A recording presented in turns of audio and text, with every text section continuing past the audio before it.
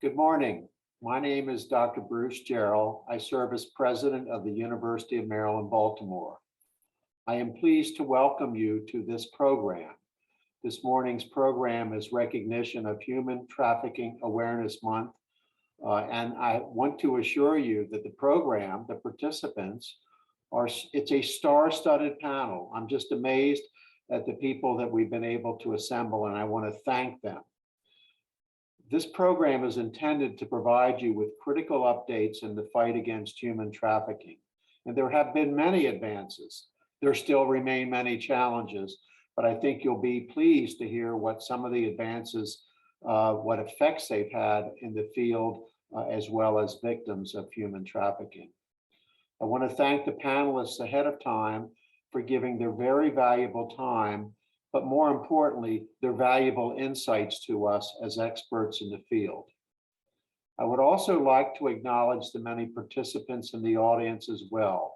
Thank you for being here and welcome to the University of Maryland, Baltimore and its graduate school.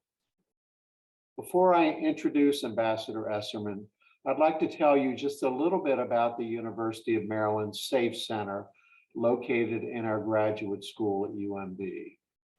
A little over 5 years ago, I had the pleasure of hearing the vision that Ambassador Susan Esserman had to create this center. SAFE stands for Support, Advocacy, Freedom, and Empowerment. And this was a center and is a center that was aimed at fighting human trafficking, a crime that we all know is a grave violation of human rights. I learned a lot about this crime from Ambassador Esserman.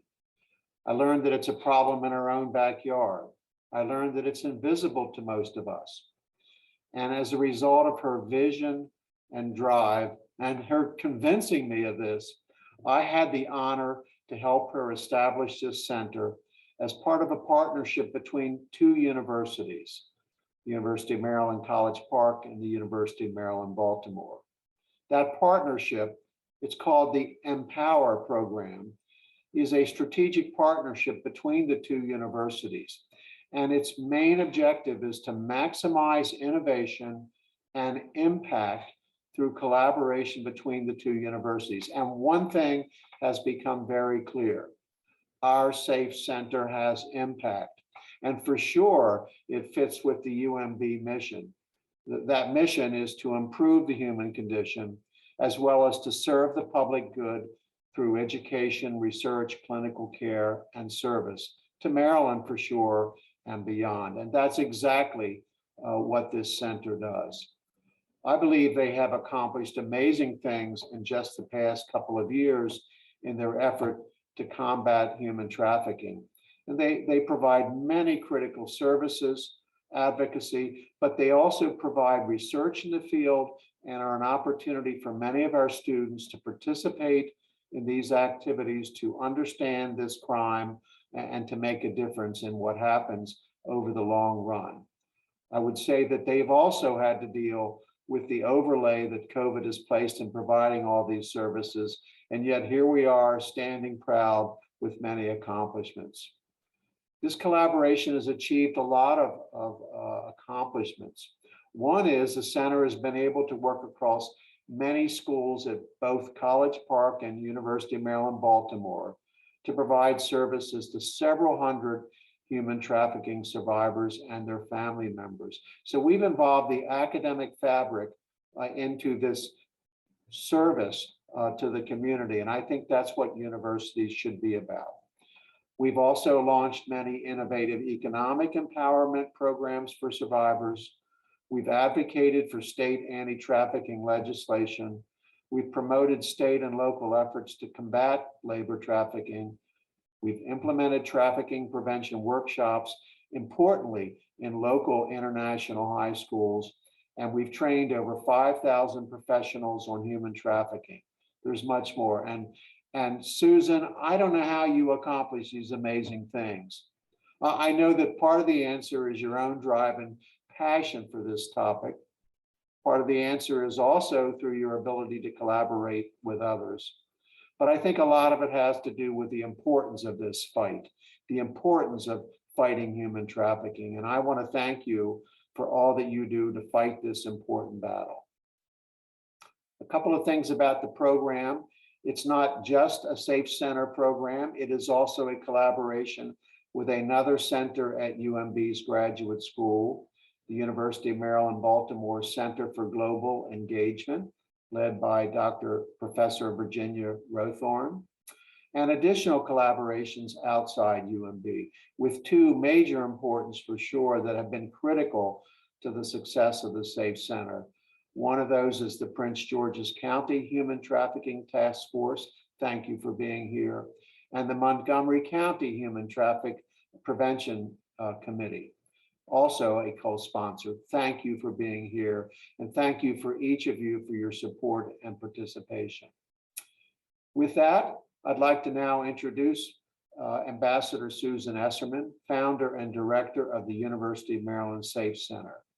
She is an international trade partner at the law firm of Steptoe and Johnson, where she also leads the firm's pro bono program on behalf of survivors of human trafficking. During the Clinton administration, she served as Deputy U.S. Trade Representative, Assistant Secretary of Commerce, and as General Counsel to both of those agencies. Ambassador Esserman, thank you for leading our Safe Center, and thank you for organizing and leading this critical update program. Welcome, Susan. Thank you, Bruce. The Safe Center would not have been possible without your tremendous support and guidance every step of the way. We are inspired by your leadership, your personal example, and the core values that you advance on behalf of the university. We look forward.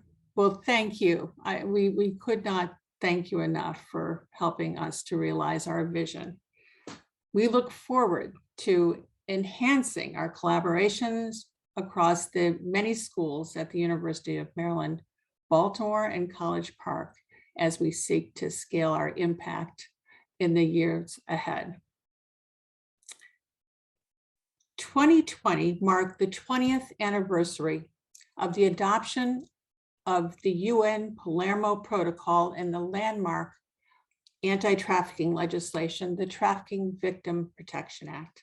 Although much progress has been made over the past 2 decades, there is broad recognition among government, anti-trafficking advocates, and survivors that a more comprehensive, strategic approach with new tools is necessary to effectively combat trafficking locally, nationally, and internationally.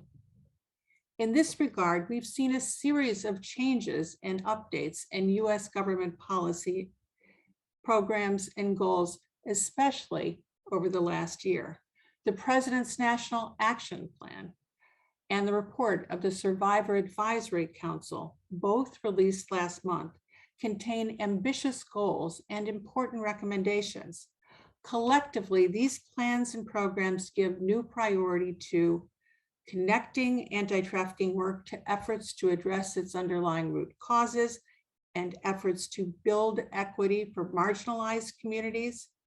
It gives priority to the importance of transparency and accountability in supply chains as part of a more systemic effort to attack labor trafficking. And in support of that, coordinated deployment of international economic tools, Section 307 of the Trade Act of 1930, and economic sanctions, particularly in addressing and countering forced labor and other atrocities in Xinjiang.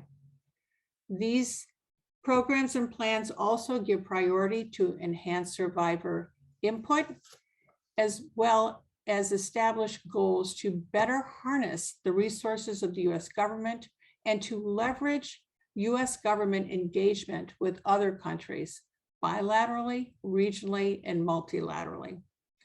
An important example of this increased leverage of a US government resources, which you'll hear about later, is the new center at the Department of Homeland Security, the Center to Counter Human Trafficking. You will hear today critical updates from government officials and survivor leaders with extensive experience on the front line of the fight against human trafficking. We hope this program will assist practitioners and survivors to better navigate and benefit from change policies and programs. We are grateful to Professor Virginia Rowthorn, the director of the Center for Global Engagement at the University of Maryland, Baltimore, for her partnership on this program, especially her idea to host a Human Trafficking 101 for students and non-practitioners as a foundation for attending this program. One of our goals at the SAFE Center is to train students and encourage new leaders to use their professional skills to contribute to anti-trafficking efforts. And we welcome to this program both those new to the field as well as longtime practitioners. We are also deeply appreciative of our community partners, Renee Battlebrook and Jody Finkelstein, chairs of the Prince George's County Human Trafficking Task Force and the Montgomery County Human Trafficking Prevention Committee, respectively. They are deeply committed and inclusive leaders, and we at the SAFE Center depend on their expertise, their leadership, and their knowledge of their counties as we develop our programs and outreach into the community. Shani Ball, Acting Deputy Director and Senior Policy Advisor at the Department of State Trafficking in Persons Office, has been a source of invaluable advice as we sought to plan this program, as has, as always, our SAFE Center Deputy Director, Laura Ardito. I am so grateful to Laura May for all that she has done behind the scenes to bring this program to fruition. And of course, thanks always to the dedicated and hardworking team at the SAFE Center and the courageous survivors whom we serve. I'd now like to introduce our keynote speaker, Dr. Carrie Johnstone. Carrie is the senior official and principal deputy director of the Office to Monitor and Combat Trafficking in Persons at the Department of State. She is served in this capacity since 2014. And so her good works and important contributions in the field of trafficking are so well known to many of you. She advises senior officials on US government policy and strategy to fight human trafficking around the world and oversees the production of the annual State Department TIP report. She's also acting chair of the Senior Policy Operating Group of the President's Interagency Task Force on Trafficking. From early on in her tenure as principal deputy, Carrie has championed and worked tirelessly to ensure that survivors' lived experiences and advice are elevated and integrated into the government's planning and programming. She has built strong relationships within the State Department to ensure that human trafficking remains a priority and, importantly, is understood within the broader foreign policy context. Carrie has previously served in a rich array of posts in the State Department, including as acting Deputy Assistant Secretary in the Bureau of Democracy, Human Rights, and Labor, and as the Director of the Office of International Religious Freedom. She worked as well on the National Security staff as Director for Russia and Central Asia. She has also served in foreign posts at the US embassies in Kabul and in Tashkent. Carrie, we welcome you and we look forward to your remarks. Good morning. Thank you so much, Ambassador Esserman and President Gerald, for that warm welcome. Thanks also to our hosts for this important forum, the SAFE Center, the Baltimore Center for Global Engagement, the Graduate Center, Prince George's County Human Trafficking Task Force, and the Montgomery County Human Trafficking Prevention Committee. I am delighted to be here today to celebrate National Human Trafficking Prevention Month, joining those of you on the front lines of advocacy, research, direct services, and casework. Thank you all for your tireless efforts to combat human trafficking. I am impressed with the team of experts you have assembled across both panels. It is nice to see so many colleagues and other familiar faces. I'm especially heartened to see Tanya and Ronnie with us today. I only wish that we were all together in person.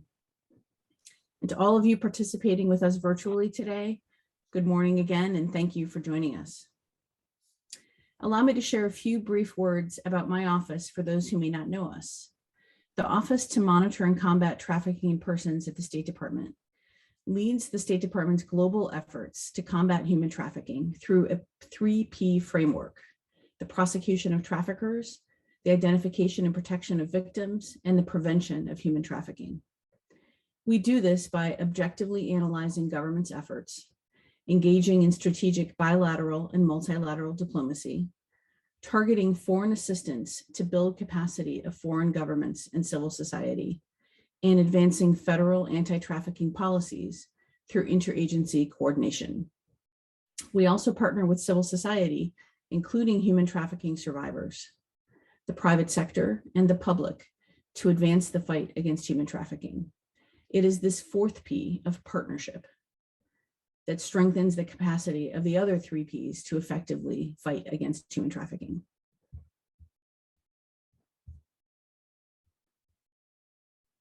The last 2 years have not been easy ones. The COVID-19 pandemic has and continues to exacerbate economic inequality, particularly among historically and systemically marginalized groups, to create job insecurity in certain sectors, and to disrupt global supply chains.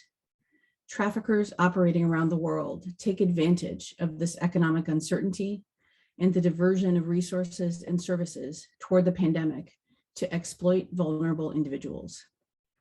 While human trafficking continues to be underreported, we know this crime is far more pervasive than statistics indicate. The security, economic, social justice, and public health ramifications of human trafficking affect individuals and communities everywhere. For example, forced labor has been found in virtually every industry and region around the world, affecting the supply chains of many of the goods we buy. Human trafficking undermines our values, creates unfair advantages for those who exploit workers, undercuts legitimate businesses, and misleads consumers about the true cost of goods. Pandemic mitigation efforts have also affected sex trafficking, solicitation, and recruitment methods for both adults and children. Online recruitment and grooming increased, particularly as children spent more time online for virtual learning due to school closures, often with little parental supervision. Reports from several countries demonstrated drastic increases in online commercial sexual exploitation and sex trafficking, including online sexual exploitation of children and demand for and distribution of child sexual exploitation material. Although these are significant challenges, we are undaunted in our anti-trafficking efforts. The federal government updated its National Action Plan to combat human trafficking, which the White House released in December, as Ambassador Esserman said. This represents a whole of government approach to address this crime and human rights abuse. It does so by directly linking anti-trafficking initiatives to efforts to advance gender and racial equity and equality, preventing and addressing forced labor in global supply chains, ensuring survivors of human trafficking are not only heard, but their advice is heeded, and promoting safe, orderly, and humane migration, topics I will briefly cover this morning. Overall, this plan contains more than 60 priority actions to complete over the next 3 years.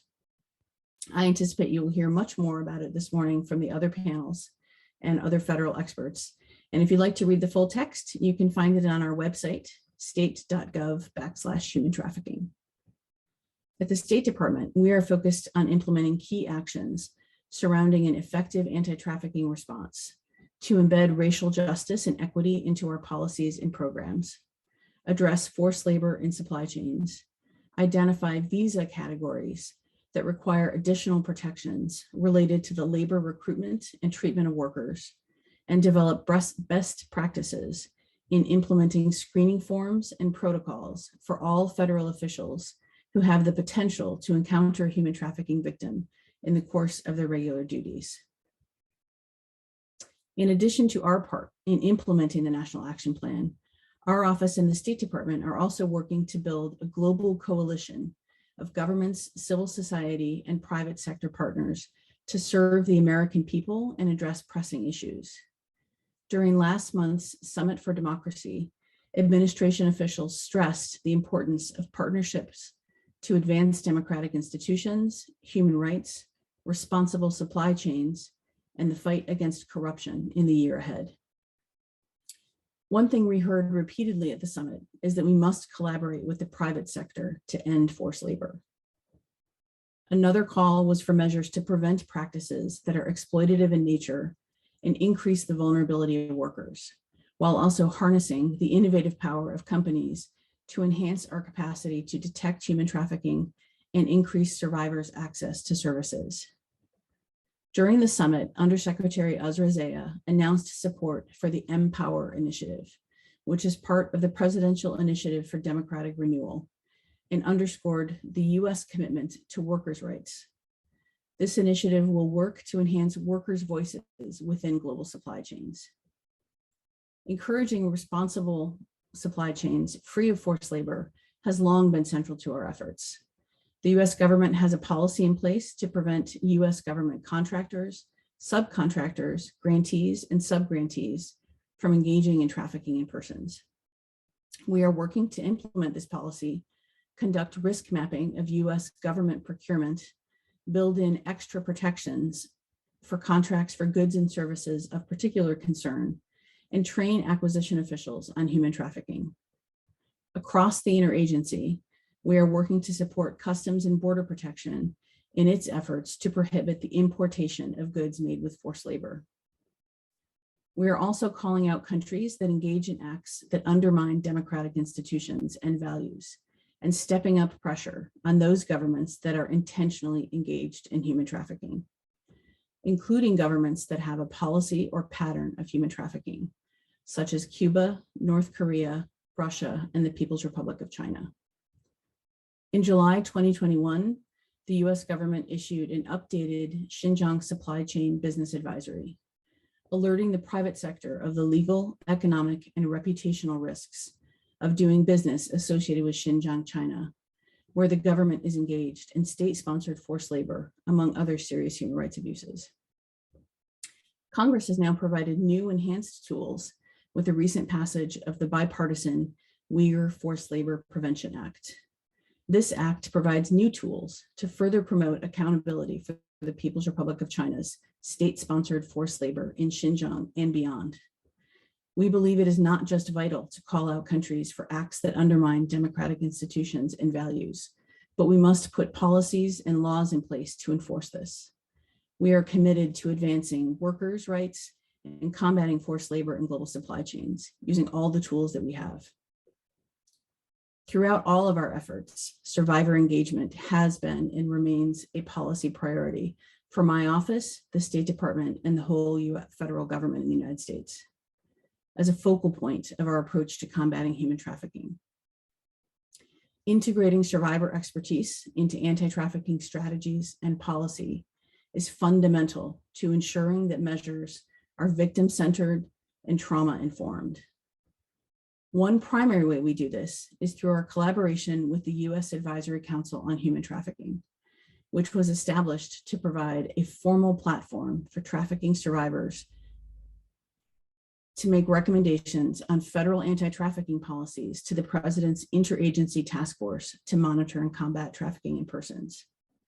Every member on the council is appointed by the President to a 2-year term. Council members come from diverse backgrounds with unique experiences that inform their expertise and recommendations. I will never tire of celebrating a change in US law that as of January 1, 2021, allowed council members to be compensated for their expertise and their hard work on this council, achieving a long sought priority for the anti-trafficking community overall and for our office. The council just recently released its 5th report, as Ambassador Esserman noted. Our team will add the link to the report in the chat box, and I urge you all to read it closely. This latest report contains 19 recommendations focused on underserved populations and the administration of justice. The council spent months engaging with nearly 40 federal agencies and components to inform their recommendations. We are so grateful for their wisdom, expertise, and innovative ideas for how to improve our anti-trafficking response. In addition to our work with the council, my office also launched the Human Trafficking Consultant Network, which we call the network for short, in 2019 to deepen our commitment to survivor engagement and further ensure meaningful incorporation of survivor input into our anti-trafficking policies. Of course, this includes compensating consultants for their expertise and input. The idea behind this network was a direct result of our engagement with the council and an effort to implement council members' recommendations. Network consultants, consisting primarily of experts with lived experience of human trafficking, have been critical in the development of smarter, more informed anti-trafficking policies, strategies, and products, both in the United States and around the world. Most recently, the TIP office commissioned the network to develop a series of resources that provide observations, lessons learned, and recommendations for government officials, civil society members, service providers, and others to establish and improve trauma-informed anti-trafficking measures and responses, specifically during the COVID-19 pandemic. Given the importance of incorporating survivor expertise, we are also encouraging other governments and those interacting with survivors to collaborate with and include survivors' inputs in all aspects of their work. We recommend they develop a shared understanding of trauma and trauma-informed approaches through training and internal capacity building, and that they ensure survivors are not treated as token additions to working groups or conferences, but rather recognized for their expertise on matters related to human trafficking. It is paramount that survivors are not seen as just recipients of services, but also given agency to assist in the creation and implementation of anti-trafficking policies and comprehensive solutions to some of our most entrenched challenges. We have seen and been humbled by promising models of engagement. Here I must mention the important work of the Organization for Security and Cooperation in Europe, which established about a year ago an International Survivors of Trafficking Advisory Council, or ISTAC. ISTAC represents another milestone in the multilateral sphere, advancing commitments and forward-leaning endeavors in the fight against human trafficking. This cross-dimensional and multidisciplinary approach recognizes the integration of a trauma-informed and survivor-informed approach is critical to survivor engagement. A little later this morning, you will hear from Ronnie Marty, who is a former member of the U.S. Advisory Council and a current ISTAC member. As we begin to see the interest of our bilateral and multilateral partners to start their own mechanisms for responsible survivor engagement lead to action, we are hopeful about the ability of elevating survivor voices to strengthen anti-trafficking efforts globally. When governments and civil society prioritize partnerships with survivors, we know that meaningful engagements abound. Similar to our learnings about the importance of survivor engagement is our growing understanding of the critical nature of racial equity efforts in our anti-trafficking work. 21 years after the enactment of the Trafficking Victim Protection Act, our collective understanding of this crime has grown significantly.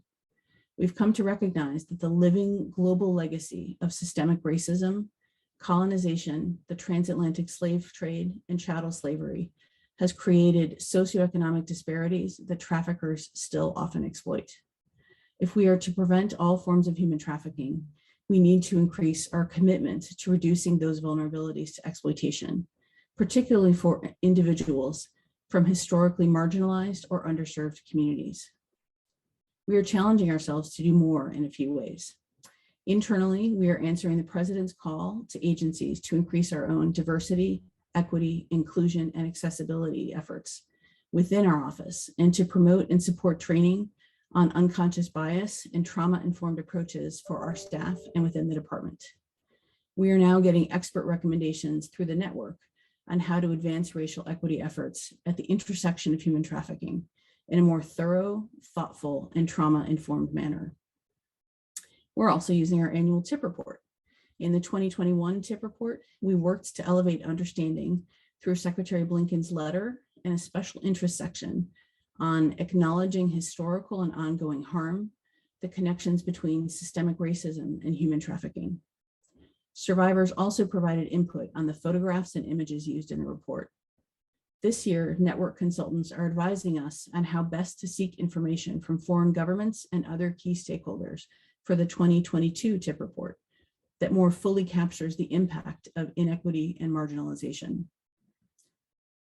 Network consultants are also providing invaluable input into our foreign assistance programs and helping us elevate and improve our work through an equity lens that accounts for ongoing systemic disparities, as called for in the National Action Plan.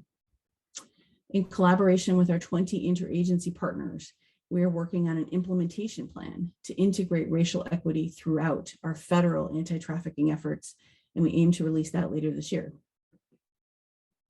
Finally, I'd like to touch on the importance of the intersections between our anti-trafficking policies and broader migration policies.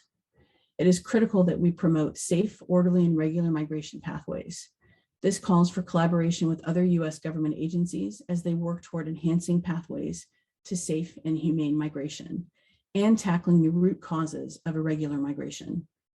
As part of this effort, through the work of the Senior Policy Operating Group, we are analyzing temporary worker visa categories and other visa categories with a work component to identify and address any need for additional labor protections to prevent human trafficking. The National Action Plan, as I mentioned previously, does not shy away from this topic. And since you will hear more from DHS on this in a little bit, I will only make a few broad comments on this point.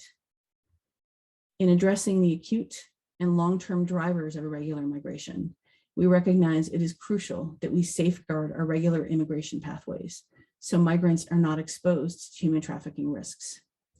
This includes deepening trust in the U.S. government's duty to protect individuals who have experienced human trafficking, including non-citizens. We know this work cannot be done alone. We are excited to work with Canada and Mexico to restart the Trilateral Working Group on Trafficking in Persons that was announced at the first North American Leaders Summit in 2016 to combat human trafficking in the region. Our office will work together with our interagency partners and colleagues from Canada and Mexico to convene this trilateral meeting during the second half of 2022. Without question, there's a lot of work ahead of us in 2022, but we are already rolling up our sleeves and getting to work.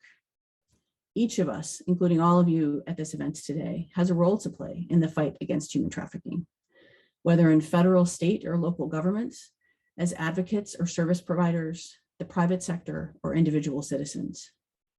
Let me close by thanking again our hosts and panelists. Several of my coworkers are here virtually and excited to listen to the following two panels. I applaud all participants for taking the time out of your busy days to join this forum. It's events like this that leave us with new ideas and renewed energy and vigor to go forward in the fight against human trafficking. Thank you so much. Carrie, thank you for your highly informative and comprehensive review of the many new programs and goals of the U.S. government, truly an all-of-government approach. As you said, we thank you for your leadership. We appreciate your thoughtful remarks. I think it's going to provide a great foundation for the discussion for the rest of the program. Thank you again for your time, for such excellent remarks, and all that you do in the fight against human trafficking. Thank you, Carrie. It is now my great pleasure to turn to the first panel and to the moderator, Renee Battlebrooks, whom we've already mentioned several times. She is the chair of the Human Rights Commission, in addition to being chair of the Prince George's County Human Trafficking Task Force. She brings a great deal of expertise to this position, having worked previously as a prosecutor and then earlier as a public defender in Prince George's County. Renee, to you. Thank you so much, Susan, and welcome everyone. We are so excited about this first panel. We have 4 experts in the field of anti-human trafficking experts, and they are going to really give us an overview and of their agency and how they are combating human trafficking. We will have each of our panelists present, and then we'll have all of them on screen together for our question and answer period. So please, if you have questions, start typing them in now. Our first panelist is Mr. Ramon Padilla. He is the acting chief of the U.S. Department of Homeland Security, DHS, Center for Countering Human Trafficking, that's CCHT, led by Immigration and Customs Enforcement, Homeland Security. In his current role, Mr. Padilla oversees all aspects of the CCHT's operations, including counter-trafficking investigative and intelligence support, victim protection training, and external engagement. Prior to this posting, Mr. Padilla served as the Chief of Staff of Joint Task Force Investigations, the JTFI, a DHS-wide initiative to enhance cooperation, transparency, and effectiveness of criminal investigations that dismantled transnational criminal organizations along the U.S. southern border. So, Ramon, we welcome you. Thank you so much.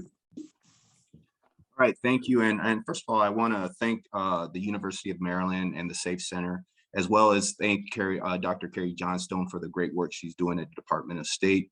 I also want to recognize my fellow panel members from HHS and DOJ. Thank you for all that you do.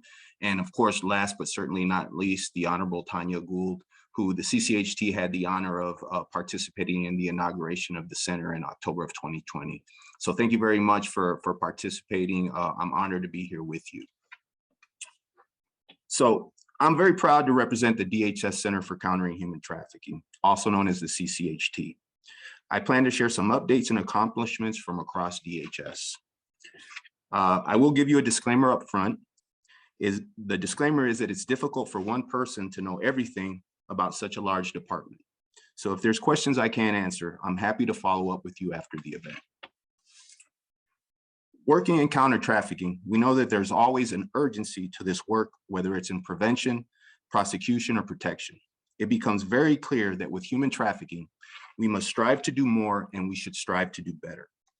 With this in mind, DHS came together and developed a counter trafficking strategy to guide DHS components, and they also launched the Center for Countering Human Trafficking in October of 2020. DHS has long had responsibilities for countering human trafficking. Customs and Border Protection, or CBP, issues withhold release orders to stop the importation of goods produced with forced labor. FEMA trains employees to recognize human trafficking during natural disaster situations. U.S. Citizenship and Immigration Services issues immigration benefits for victims. Our TSA employees are trained to identify trafficking among passengers. ICE HSI, which I am a part, conducts criminal investigations and connects victims to service providers. The DHS Blue campaign is raising awareness nationwide, and our Federal Law Enforcement Training Center is training thousands of law enforcement officers each year. And those are just a few examples of the day-to-day across DHS. The center is essentially a way to bring everyone together. There is nothing like it within DHS. It serves as a hub for more than 50 human trafficking subject matter experts across 16 DHS components and offices, each lending their skills and their knowledge to combat human trafficking in a more focused manner. Together, our mission is to advance law enforcement operations, protect victims, and enhance prevention efforts by aligning DHS's capabilities and expertise. To me, that means the CCHT is doing a lot of work internally to help advance DHS counter-trafficking mission. This includes having multidisciplinary teams come together to make training, victim identification, and law enforcement operations better and more consistent wherever possible. Now, let me provide you some updates and accomplishments and resources from across DHS that I think are most relevant for you. There are many good resources that DHS is publishing for National Human Trafficking Prevention Month. I suggest you check the DHS's Blue Campaign's social media accounts on Twitter and Facebook, as well as the CCHT webpage. In particular, you may want to look at the first CCHT report, which summarizes all the good work and helpful resources produced across DHS in the last fiscal year. We expect this document to be released on January 26. Since I mentioned the Blue Campaign, they continue to do great work and provided 68 human trafficking presentations to over 4,500 participants from across the public and private sectors. Related to T-visas, USCIS released the first ever standalone T-visa resource guide for law enforcement and certifying agencies. As you know, when a victim has been helping an investigation or prosecution, it is part of the victim-centered approach for law enforcement to sign the declaration form in support of the victim's T-visa application. This guide will help answer questions you may have about the process. USCIS is also hosting a webinar for law enforcement on February 27th, which is an overview of immigration options available for victims of crime, which includes T and U visas. You can register for this event on the USCIS website. The event will provide a brief overview of the T visa program, best practices for law enforcement agencies, and updates on the U visa program. We've also developed new policies. In August of last year, ICE released a policy called Using a Victim-Centered Approach with Non-Citizen Victims. This policy underscores the importance of non-citizen victims to law enforcement efforts and encourages HSI agents and ICE deportation officers to use prosecutorial discretion when it comes to civil immigration enforcement actions. This includes victims with continued presence, as well as anyone with a pending and approved T visa, U visa, VAWA, and special immigrant juveniles. ICE now has trafficking points of contact in every enforcement and removal operation office. These POCs are increasing training, awareness, and identification, but they are also the POCs if there are any issues related to a victim in custody or detention. In addition, every office of the principal legal advisor has a T, U, and VAWA POC to support any OPLA attorneys who have cases in removal proceedings. And finally, a topic I was asked to spend some time on: continued presence, or CP. The CCHT processes CP for all law enforcement nationwide. Simply put, continued presence is a temporary immigration designation that allows trafficking victims to remain in the United States, ensuring they're not fearful of removal and freeing them to cooperate with law enforcement. It is one of the best ways to strengthen a human trafficking investigation and protect non-citizen victims. Essentially, the CCHT is committed to making CP as easy as possible for law enforcement to use. Early last year, with the Department of Justice, we held a series of listening sessions with law enforcement and victim service providers. I'm sure some of you participated, and we're very grateful for your participation. We've been working hard to turn all that feedback into improvements, and I'm proud to report that we've hired more staff to the program and made changes that have reduced processing times on average of 3 weeks, ensuring victims receive the benefits as soon as possible. We published the first ever resource guide on continued presence. This is a 17-page online resource that details the process and answers frequently asked questions. Next week, on January 25th, the CCHT is hosting a continued presence live webinar for law enforcement. We would love your help to get these resources out to as many law enforcement agencies and officers as possible, so please share them with your networks and contacts. These webinars will be held quarterly, and I believe the information on those webinars has been uploaded to the chat. We're also in process of developing an online submission system to minimize paperwork. With this online submission system, we believe that we can turn around a CP request within days, which will obviously improve, if we continue to improve our service and speed up this process, the victims will be better off. Again, I thank you for the opportunity to be here and share all these resources with you, and I look forward to your questions. Thank you very much, and with that, I'll turn it over to my distinguished colleagues.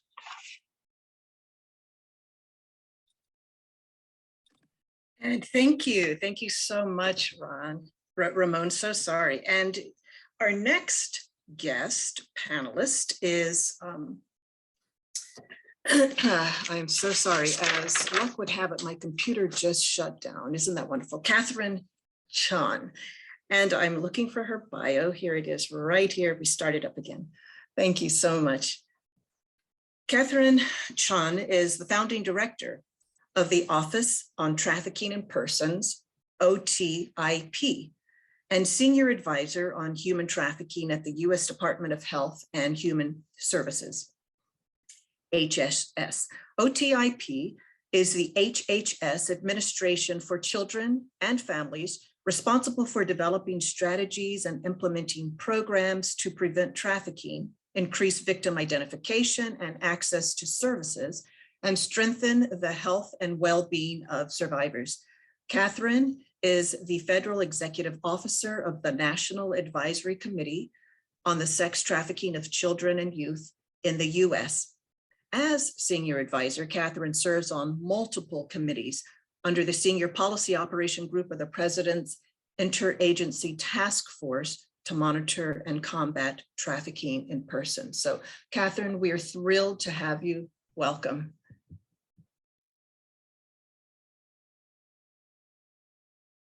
All right. Hello, everyone, and I hope that you can see the presentation on your screen. It's a Yes. pleasure. Okay, great. Thank you, Renee. It's a pleasure to be here representing the U.S. Department of Health and Human Services. And my main goal is to talk a little bit more about how HHS, in short, contributes to the federal response to human trafficking that Carrie mentioned and Ramon mentioned, and you'll hear from other federal partners. First, our main contribution to the President's Interagency Task Force to monitor and combat human trafficking is to strengthen the public health response to human trafficking. So what we mean by that is that we focus on education, prevention, response, and intervention.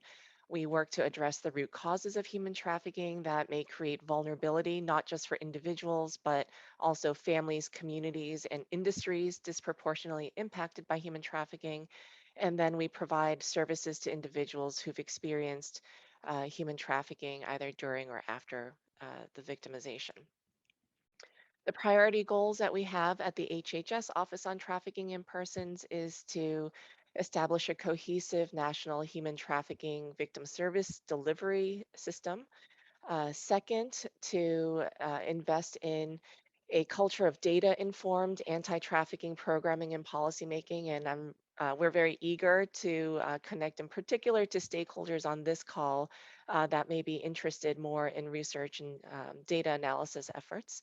And then third, to integrate anti-trafficking efforts into any other relevant HHS program or service or system. So that would include federally qualified health centers, systems serving runaway homeless youth, children in child welfare, survivors of domestic violence, those serving Native communities and other Indigenous communities, and then kind of as a complementary point to what Ramon mentioned in a disaster response setting, the health and human service aspect of that.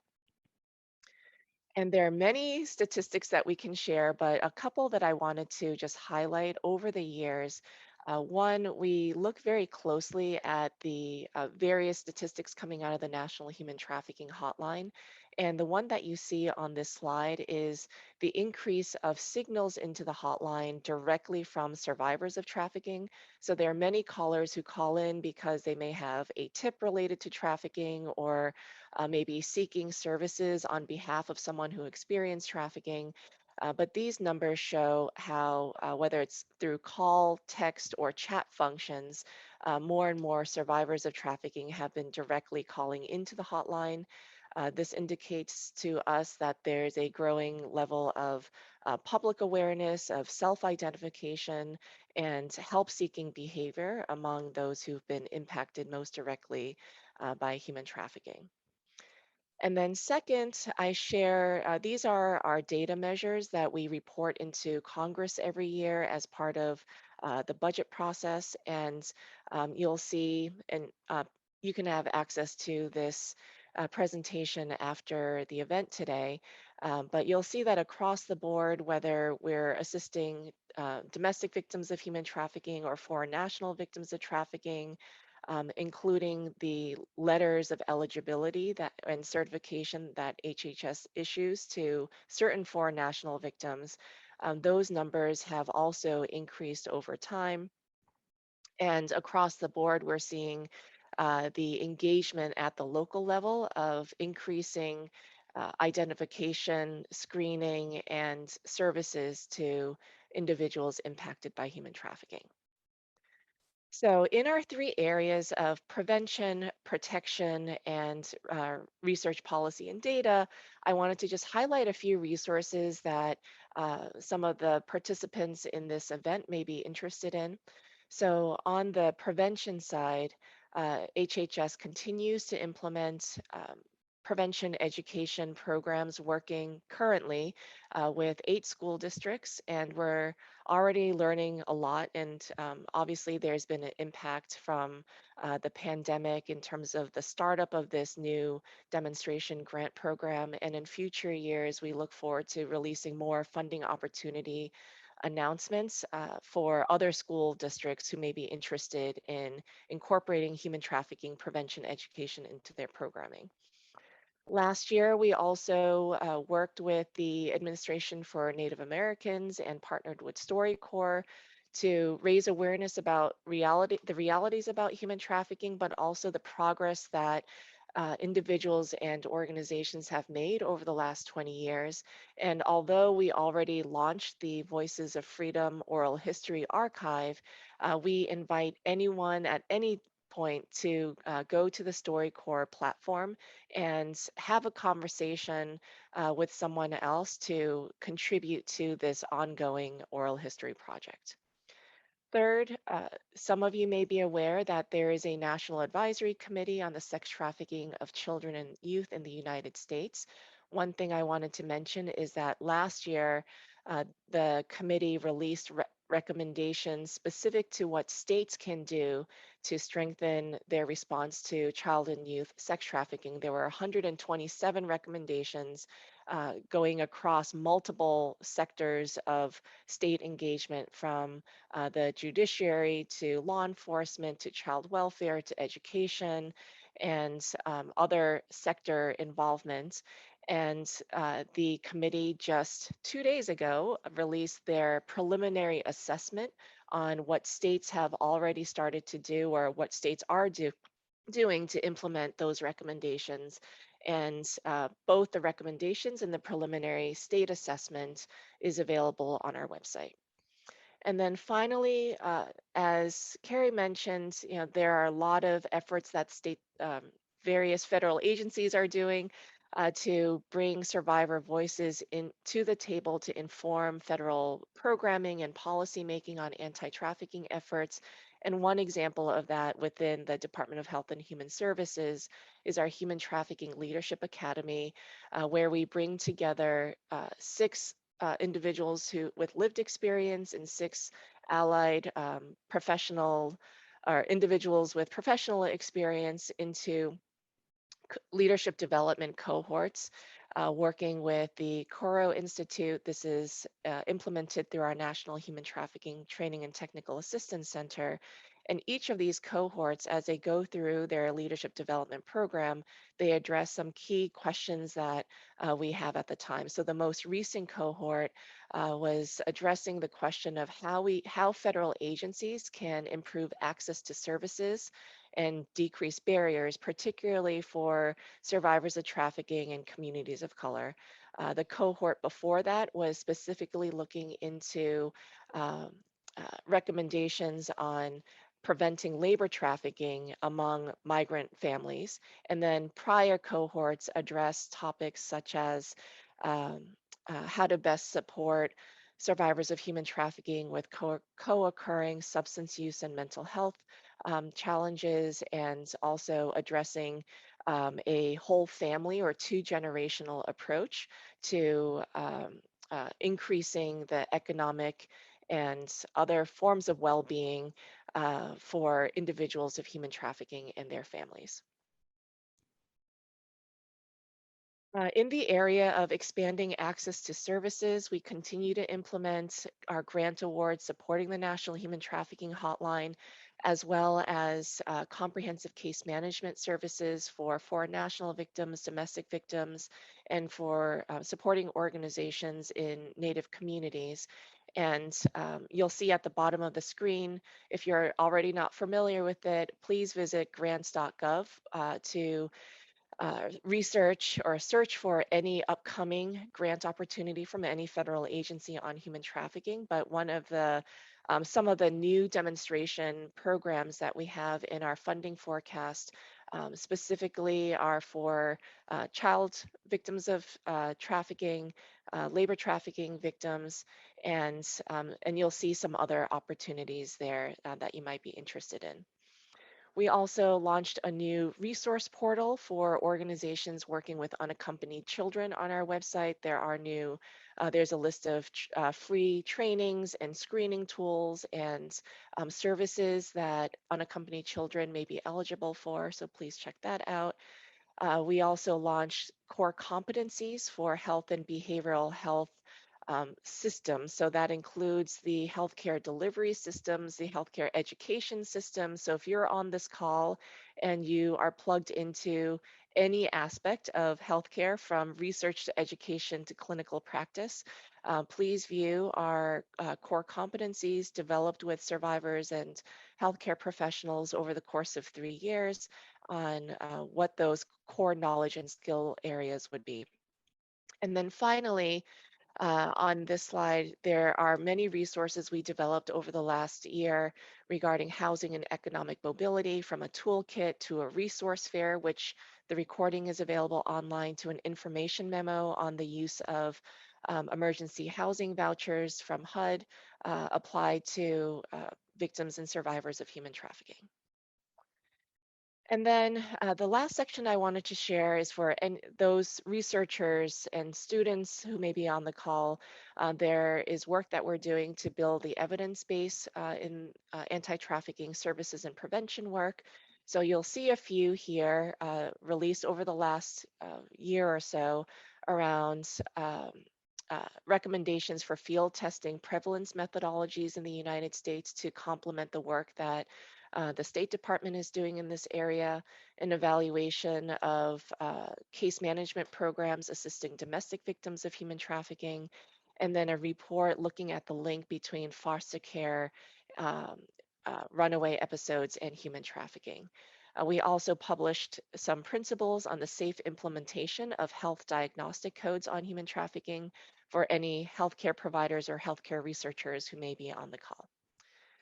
And then finally, some additional information and contact information.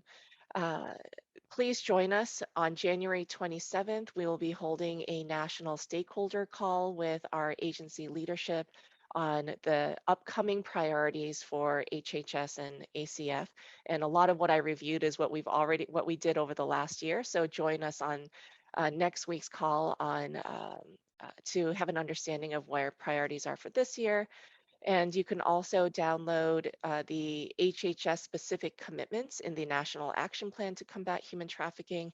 And then I provided some information here on our website and the National Human Trafficking Training and Technical Assistance Center, where you can access additional resources. Thank you very much. Thank you so much, Catherine. That was really wonderful. I have so many questions to ask now of both you and Ramon. So our third panelist, we are very happy to introduce and invite Karen Stoss.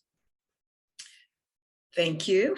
She serves as Senior Policy Counsel for the U.S. Department of Justice's Human Trafficking Prosecution Unit, that is HTPU.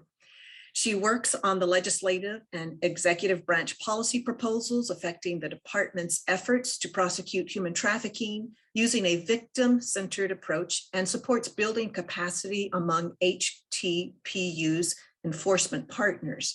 From August 2019 through December 21st, Karen also served on a part-time detail to the Office of the Deputy Attorney General to support department-wide and interagency anti-trafficking coordination. Karen has taught courses on human trafficking at Georgetown Law Center and the George Washington University's Elliott School of International Affairs. So Karen, thank you so much and welcome. Thank you so much. Very glad to join this panel. And Ambassador Esserman mentioned that, excuse me, she mentioned that sometimes people inside the federal government aren't aware of everything going on. And after just hearing Ramon and Catherine's presentations, I second that. There's so much going on. It's very wonderful just to see everything that's going forward. So I want to thank my fellow panelists. Very much look forward to hearing from Tanya Gould next. And also thank you to the University of Maryland Safe Center for organizing this presentation today.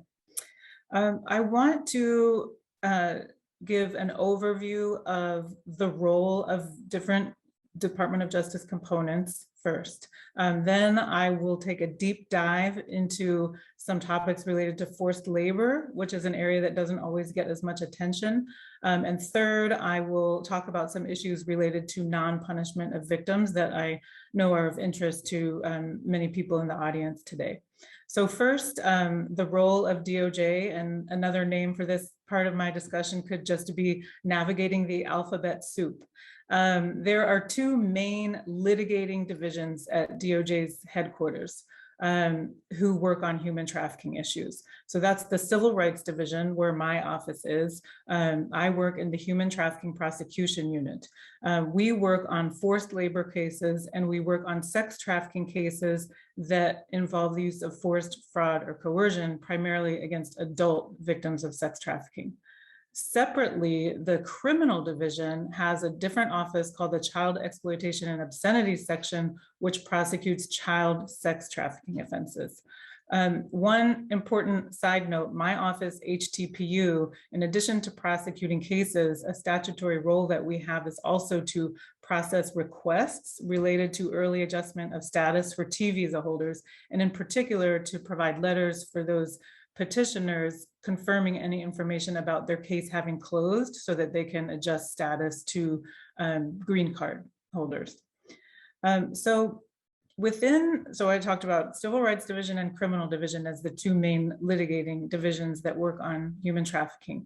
Within Criminal Division, in addition to the Child Exploitation and Obscenity section, there are some other important sections that sometimes don't get as much attention, but there's a money laundering and asset recovery section, which has human trafficking expertise, and they've been wonderful partners for us on the financial investigation aspects of human trafficking cases.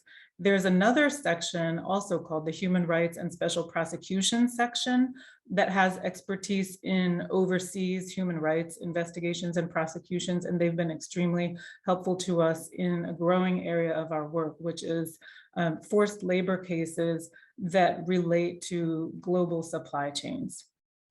There are also some other sections in the criminal division that are very supportive, including in international cases. So again, those are the DOJ headquarters components. We also have the 93 US attorneys' offices around the country, which prosecute cases the US attorneys' offices operate fairly independently in terms of choosing what cases to pursue. Headquarters offices play a supporting role to those offices and can collaborate on cases with them. And we can also independently prosecute cases directly from headquarters. But the bulk of criminal cases, of course, are prosecuted by those 93 US attorneys' offices, not by headquarters.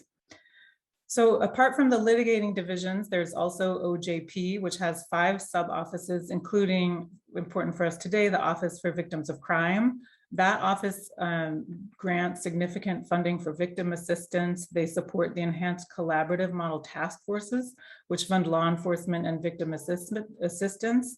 And they also fund expert training and technical assistance for law enforcement and for service providers. There are a couple of other offices that also have done important public awareness or sometimes have parts of their grant programming devoted to human trafficking issues. One of those is the Office on Violence Against Women, OVW. Another one is the COPS office, or the Office on Community-Oriented Policing. And the COPS office this month is releasing videos to raise awareness of labor trafficking. So I would encourage you all to please follow DOJ on Twitter this month. We have a number of announcements and information that's issuing during this month, which has been said, is National Human Trafficking Prevention Month. So far I've been talking about DOJ headquarters. We collaborate, or I've been talking about DOJ prosecuting offices and grant making offices. But of course, we collaborate with federal law enforcement agencies who investigate human trafficking. And there are 18 federal law enforcement agencies, at least, depending exactly how one counts. Of course, FBI, HSI, Homeland Security Investigations, and we heard from Ramon from CCHT.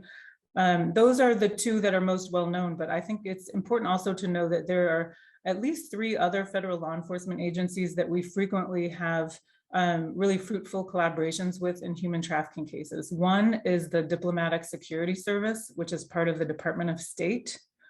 There's also the Office of Inspector General at the U.S. Department of Labor. Very important. And that office, DOLOIG, or Office of Inspector General, has a special deputation agreement with DOJ, which gives them authority to investigate forced labor. And also the IRS has a criminal investigations office that has been helpful in many cases. So last but not least, just in case you weren't aware, DOJ, to coordinate everything I just mentioned, we do have a National Human Trafficking Coordinator, which is a statutory role. We're just in a very brief interim with that, but the department expects to announce the new National Human Trafficking Coordinator soon. Okay, so that is the end of the alphabet soup part of my discussion. I want to take a little bit more deep dive into forced labor. I mentioned the Department of Labor already. In addition to OIG, Department of Labor Wage and Hour Division, which is not a criminal enforcement office, actually is one of the key ways that potential forced labor cases can be identified. It's as I think everyone on this call knows, there's only a very comparatively small number of forced labor cases investigated and prosecuted every year at the federal level. And so we are looking for new and better ways to always identify cases of forced labor, identify victims, provide them assistance, and prosecute those cases whenever possible. So the Wage and Hour Division at Department of Labor can be very important, and they are in the midst of revitalizing their efforts to serve essentially as eyes and ears for indicators of forced labor and to make referrals to our unit, the Human Trafficking Prosecution Unit, as well as to their sister office, the one I mentioned earlier, the Department of Labor's Office of Inspector General, which has criminal enforcement authority. So those field investigators for Wage and Hour Division may observe something that could be an indicator of forced labor, and they will prepare a written report, forward it to their headquarters, which then will seek more information before reporting it to DOLOIG and to our office, HTPU, for potential criminal investigation and prosecution. And they also will provide an informal referral to federal partners in the field with them. In the National Action Plan to Combat Human Trafficking, which was reissued in December of 2021, as has been mentioned, there's a priority action 3.4.1 for those who have the document. And under that priority action, HTPU, again, our office, the headquarters prosecuting office, FBI, and CCHT, which we heard from Ramon again earlier, will work to increase forced labor prosecutions in select districts. This will be limited to only a very small number of districts to start with, although of course our general work to prosecute forced labor will be ongoing throughout the country in collaboration with other U.S. attorneys' offices. So if you're familiar with the ACT Team initiative, the goal of this new forced labor initiative is to build on the lessons learned there to ensure that all offices in a particular district essentially are firing on all cylinders with regard to forced labor. The lesson is that this type of simultaneous engagement on forced labor can result in an increase in higher impact investigations and prosecutions. So there will be a selection process based on largely on self-identification of districts that are committed in both prosecutor and law enforcement investigative agencies. And then those districts will get added support from the headquarters subject matter experts on forced labor. Relatedly, we expect to increase the use of analysts at federal law enforcement agencies to help identify high-risk employers, high-risk sectors, or any locations where workers may be at risk of forced labor. Those analysts can help in the select districts of the law enforcement initiative, but also can help across the country in developing investigative information for offices, for field offices. I also want to mention supply chain cases, criminal cases. There's been a lot of discussion and awareness around the customs prohibition on importation of goods made with forced labor, but there's also the possibility of criminal enforcement, and we can prosecute companies that benefit from forced labor in their supply chains. For the criminal prohibition, there's an added knowledge element, which creates a higher standard than the customs prohibition. We would have to prove under the forced labor statute that the company knew or recklessly disregarded the use of forced labor within their supply chain. I mentioned this because, as I hinted before, there is increasing attention now through collaboration between HTPU, my office, and some of those other sections in the criminal division that I mentioned earlier, as well as with interagency partners that have important expertise, and that includes the Department of Labor. You'll hear on the next panel from Thea Lee at the Office of International Labor Affairs. That's a very important office for us, as well as Customs and Border Protection. So as far as recent cases, I mentioned that the number has been comparatively low, but I would like to add that just in the last 4 months of 2021, U.S. attorneys' offices indicted 4 separate high-impact labor cases. Together, these cases, and in each of those cases involved multiple defendants and multiple victims.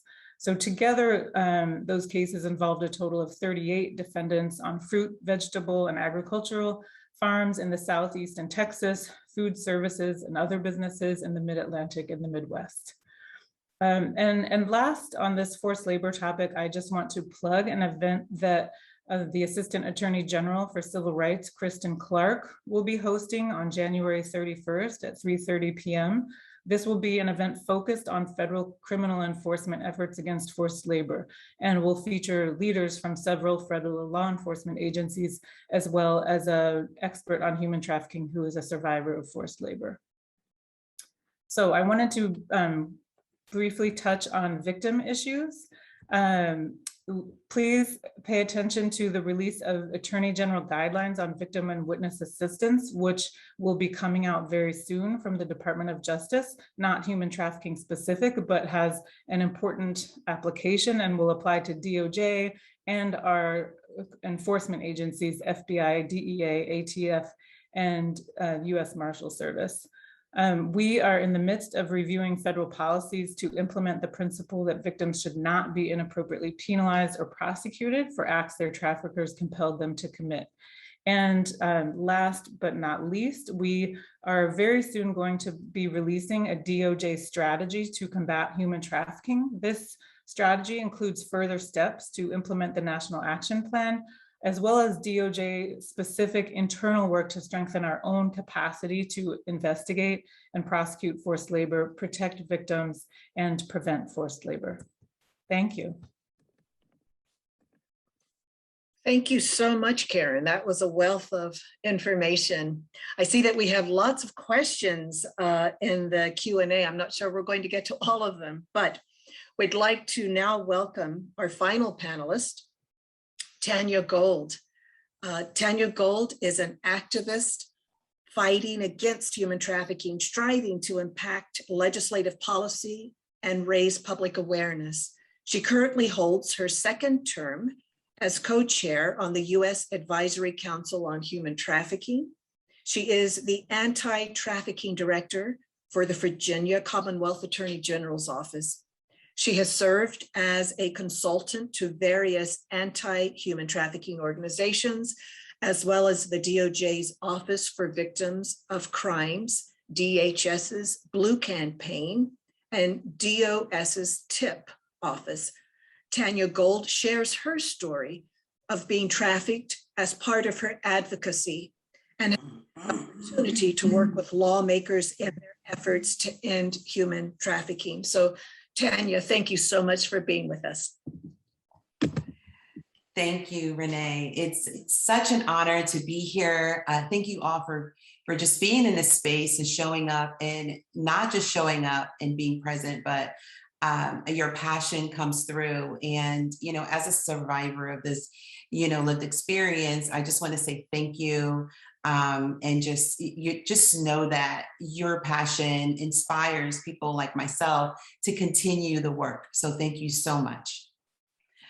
So my name is Tanya Gold, and I am also a proud mother of 3 adult children and 4 grandbabies.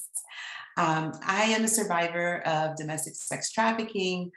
The journey towards healing has been a difficult one, but if it wasn't for the support of things like community and friends and resources, I honestly wouldn't be here today. So for an example of that, it was a law enforcement officer who saw me after I was kidnapped by a buyer, who, instead of arresting me for prostitution, spoke to me like a human being and helped me get back home. And it's moments like this that reminds people in the situation that there is hope. And it's in those moments that help us remember that somewhere, somehow, we truly are worthy. So I'm happy to report that as I am well and happy and doing all that I can to partner and work with federal and local agencies to assist others with this lived experience, it has been a complete joy in my life to work on issues with the US government on the perspective of worth, value, and opportunity for survivors and those with lived experience. As our partnerships began, it was clear that this was working. The Advisory Council worked, and not just the Advisory Council, but other survivor leaders and or survivor-led organizations gave voice to paying survivors for their work on the council. And as Dr. Johnston spoke earlier about survivors being compensated, survivors should be well compensated when working with anti-trafficking organizations. This empowers survivors in their work and also provides agencies a more in-depth look at promising practices that no longer submit to the issues around re-traumatization. Just this January, myself and other honorables on the council, we began to be compensated for the work that we're doing on the council. That was a win. And for me specifically, this is something that myself and other survivor leaders had been working on for a number of years. And to also be a recipient of the compensation is just, I have such gratitude for that. So thank you.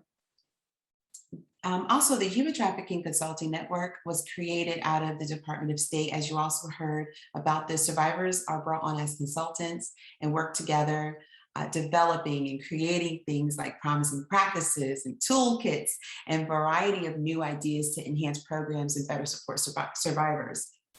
The Advisory Council recommended that we were brought into the inception of ideas into implementation. And so that is exactly what we see happening now in this partnership. And it's my hope that states and boots on the ground organizations will take notice of this, because it truly is a wonderful model for states to follow. speak a little bit about the underserved committee, which I serve on the advisory council, we felt it was important to continue this particular committee called the Underserved Committee.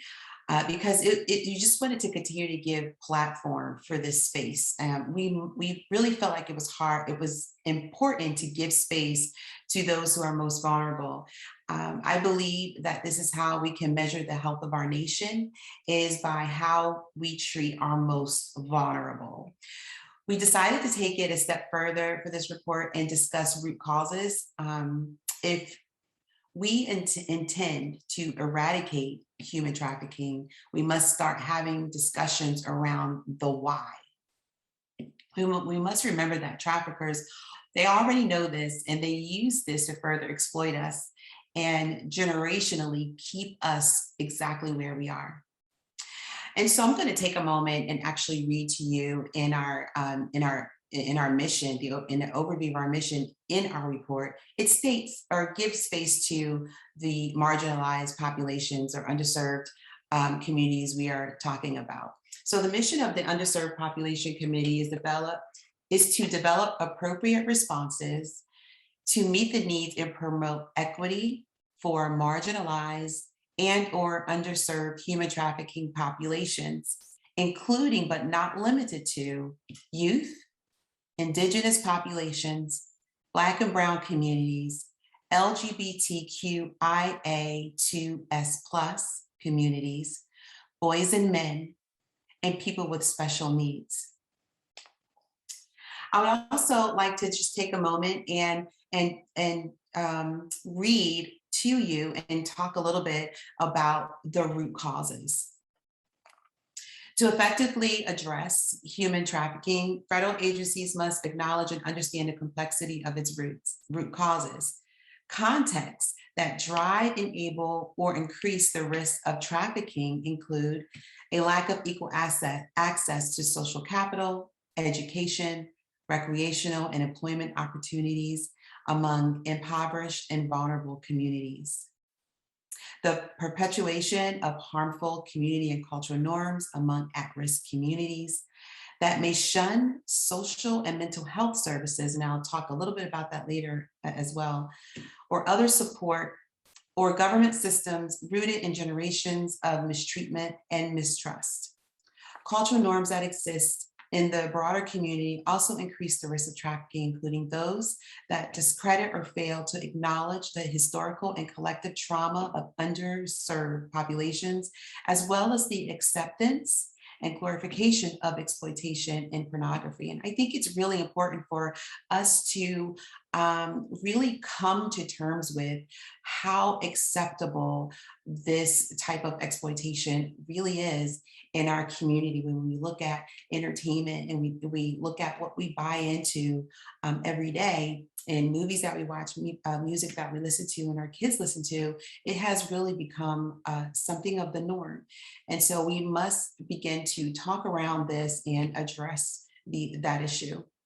Systematic barriers in government, social services, or non-governmental programs that may exacerbate inequities for underserved populations or re-exploit those who have experienced victimization. Excuse me. So to address the root causes of human trafficking, we suggest, this is our suggestion to PTIF, but I'm reading it to you because it's so important.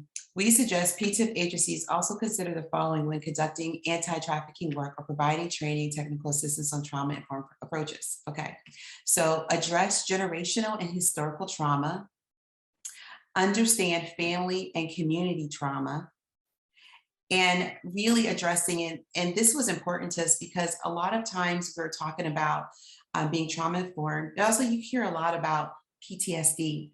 But what we really want to just kind of narrow and hone in on the complex trauma of this all and understand that we have to take a deeper dive into what that means for victims and survivors of human trafficking.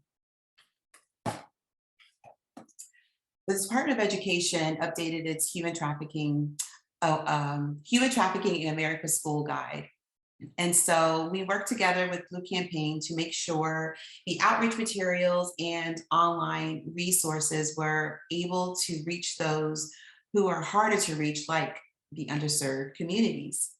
So this was near and dear to me because I kept thinking, as I was ending my high school career, when I was trafficked, I kept thinking, what type of communication would I have needed during that time? Because the communication and outreach materials didn't feel like it met my needs, or that it didn't even feel or seem approachable for someone like me in an underserved population, or being part of an underserved population. So the Department of Education, myself, and other survivor leaders were able to think about, how do we actually reach those who feel that they cannot be reached? And we had a great time coming up with ideas and thoughts, and writing them down, and actually coming up with a guide that's still workable. So as we continue to move forward, we're going to have more voices at the table, more perspectives and experiences to help just really take this document and just make it better. We also made recommendations to HUD. The issue of, so one of the biggest issues for me is relocating survivors from the area they were trafficked in, or areas that has, like a high crime rate, right? So we want to move those survivors who are in those areas. We want to move them more into areas with more opportunities for growth. And so that they just have, better chances at connecting to resources that will help them build healthier relationships, and really connect to communities in a way that's less distracting, as to when you're in a community or an area that has high crime. Understanding and expanding mental health and substance abuse research and practices is something that we talked about in our report, and finding ways to give greater access to these resources, but also understanding that mental health and awareness can have its challenges among populations or cultures that may not see mental health as a necessary way into wholeness. And, that was important even for me in my experience. I was just surviving and trying to take care of my kids and live a better life, but not realizing and understanding that my experience continued to affect me as I was trying to grow.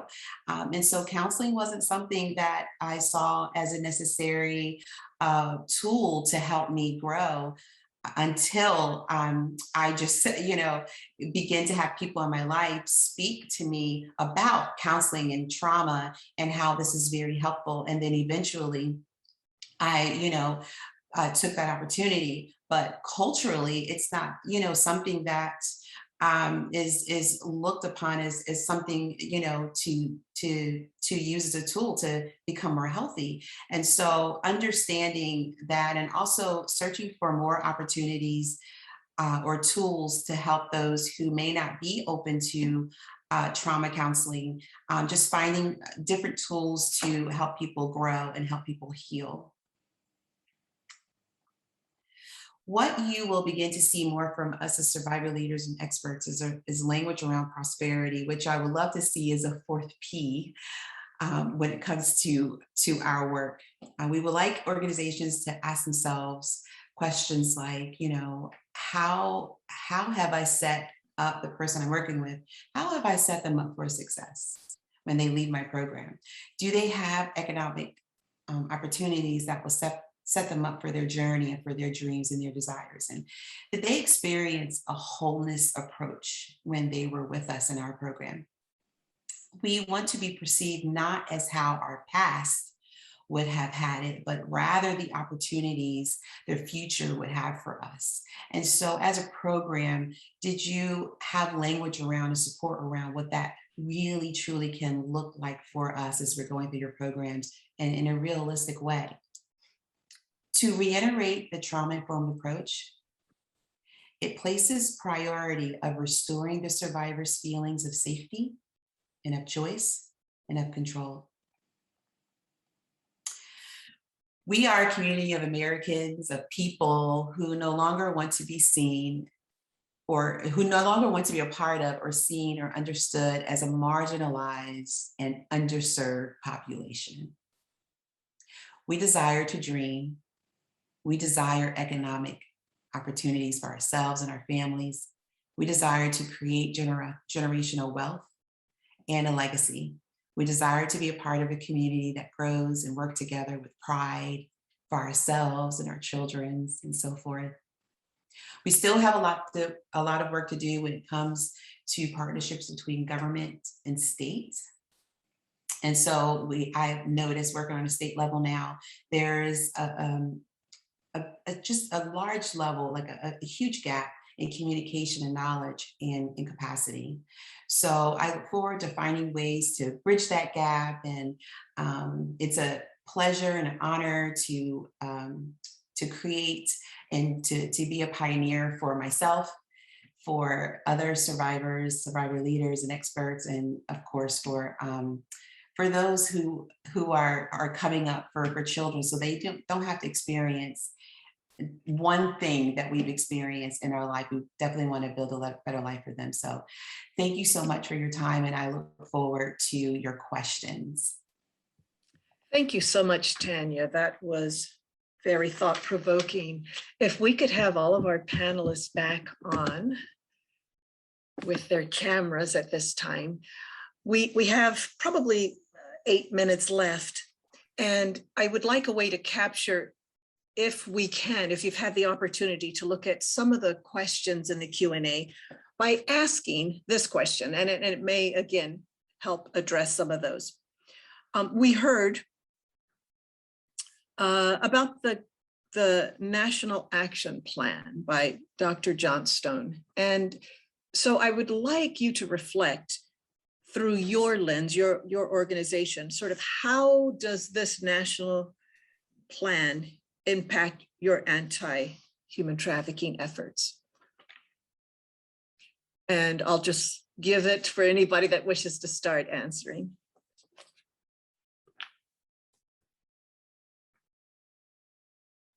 I could start on that. I think the real benefit of the National Action Plan is that it's extremely focused on interagency collaboration.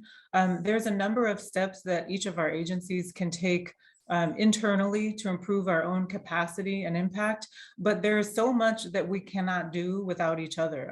And so I think that is the real benefit of the National Action Plan, and that's very much what it was focused on. So for us at DOJ, for example, the work that HHS is doing to provide services to victims is absolutely critical. Just speaking about those on the panel, the work that CCHT has done to facilitate and improve the access to potential immigration relief for foreign national survivors. We cannot prosecute cases without that.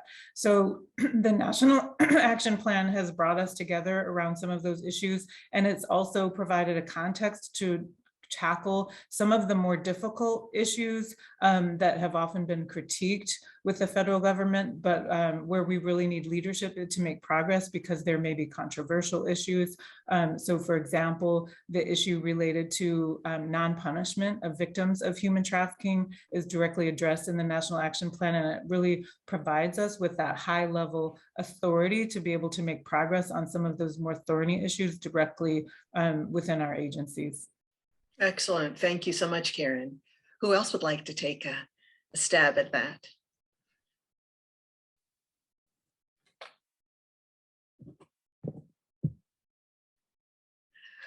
Okay. Well, what I hear Karen saying really is collaboration is key. And I find that collaboration on a local level, state level, is also key in this fight against human trafficking. And so I'd like to ask Catherine. Catherine spoke about data, and I know at the local and state level, there are barriers that we are experiencing when we are trying to set up this database or database systems, because I think we all can agree, and you said this, Catherine, that good data helps inform policy, good policy, but I think at a more local level, it really helps to inform best practices, prosecutions, how we prevent, what our training should look like, who we should target, et cetera. So perhaps, Catherine, you can share some points. What were some of the barriers perhaps that you encountered, or not you specifically, but in the data collection journey? What barriers are there, and how can you tell us at this level what we can do to overcome those barriers? Sure, I can certainly talk about HHS's journey into this. So now we're 20 years in. We have 20 years worth of grant data, 20 years worth of other victim assistance data. And over the last 5 years, we've worked in a couple of areas. One, we found that even across our grant programs, there wasn't a lot of standardization of data. So we've systematically worked to standardize some data.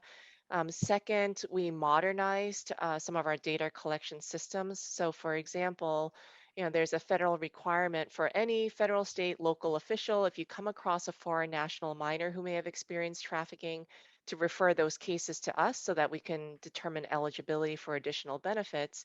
And historically, those requests came in very much through password protected documents over email or paper files. And we created the what we call the Shepherd case management system, where people can submit their information securely online. The processing is faster. Our capacity to provide verification and the status of the cases it's a better experience for anyone who's requesting assistance. And in developing this data system, the main barrier for a lot of organizations is cost and the technical expertise on doing this. And so what we're doing to build off of the Shepherd data system is building a data collection system for our grantees, so that if grantees have their own data system, that's fine, and we're going to try to figure out a way of syncing up the systems. But if there are smaller community-based organizations that don't have their own system, that's an area that HHS is exploring in consultation with DOJ, Office of Victims of Crime, on how we can make it easier for particularly the smaller organization to collect data in a secure way. And then the final thing I'll mention is that we're trying to figure out ways of opening access to the internal data that we have, so that we have limited capacity in terms of our own research, but perhaps other researchers could benefit, and the field can benefit from more research with the data that can be opened up. Thank you, Catherine.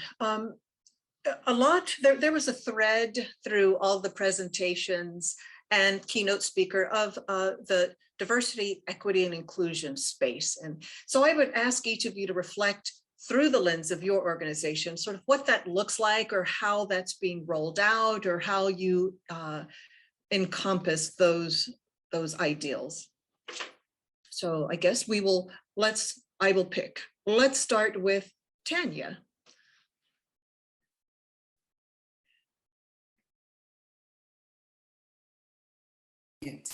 Sorry about that.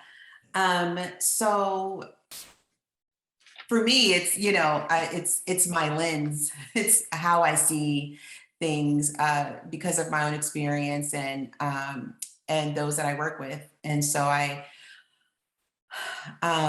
so that's just my perspective. So everything I do, understand, like when I spoke earlier about, complex trauma, I am understanding that there's a background, a story, and a history that's coming with the individuals as they're coming to receive services. And I have to just be in listening mode to be able to make sure that they understand that I value all of who they come to the table with, that all of that has value and is worthy.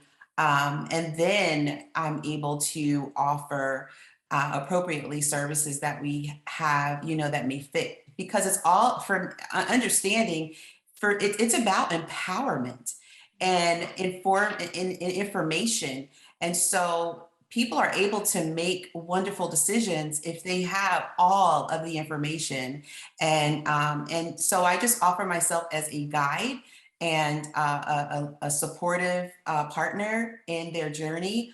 But again, I'm, coming from, being a survivor and having the experience, I understand the background, the story, the possibilities and the thought processes and how complex that people are coming to the table with. So for me, that's important to take into consideration. Like at first, when we're talking about being trauma informed, all trainings, whether it's law enforcement, schools, it has to have the trauma informed focus. Even when you're talking to folks about reporting, they have to understand the trauma that comes with being a survivor of human trafficking. Excellent. Thank you so much, Tanya. Ramon. Thank you. Well, I think one of the important, so the Senior Policy Operating Group, we're working collaboratively to deal with this issue. And I think that's the most important thing, because we have to be consistent across the government. And I think that's the best way to address this issue. And I think it's important. We're going to continue to collaborate through this working group to improve processes, to improve ways of doing things, our policies and procedures, and doing it collectively just sends the best message to the public when the government is working together. Excellent. Thank you, Ramon. Karen. Yes, so the executive order applied to all efforts, not only our human trafficking efforts. And so along with the SPOG's efforts to integrate racial and other equity considerations into our human trafficking work at DOJ, that is very integrated with our overall department-wide effort as we address the president's executive order. And so that has included building awareness of how to identify bias, self-awareness, and also how to address it. And so different divisions have incorporated some trainings around that, but really practical trainings to help personnel with that. In addition, I mentioned earlier that the Department of Justice is working on revising the Attorney General's guidelines on victim and witness assistance. The current, which is a public document that all of our personnel use and are required to follow as in policy of interacting with victims and witnesses. The current version was last updated in 2012. And so that's why one of the reasons we're working on updating it. And this topic is one of the things that we are looking at in the course of updating it. Thank you, Karen. And last but not least, Catherine. Sure. As Karen mentioned, there's a lot of internal training that's happening across the federal government. That's certainly happening at HHS. And then the other thing I would mention is that we will be coming out with a HHS specific equity and action plan applied to human trafficking and this year. So stay tuned for that. Thank you. We are out of time. We have questions that are unanswered. So I encourage all participants to please go to the resources that each of our panelists so graciously gave us. And perhaps that will help in the journey or the quest for your answers. Thank you, each of you. Thank you, Tanya. Thank you, Karen. Thank you, Catherine. And thank you, Ramon, for spending this hour with us. Have a wonderful day. Bye-bye.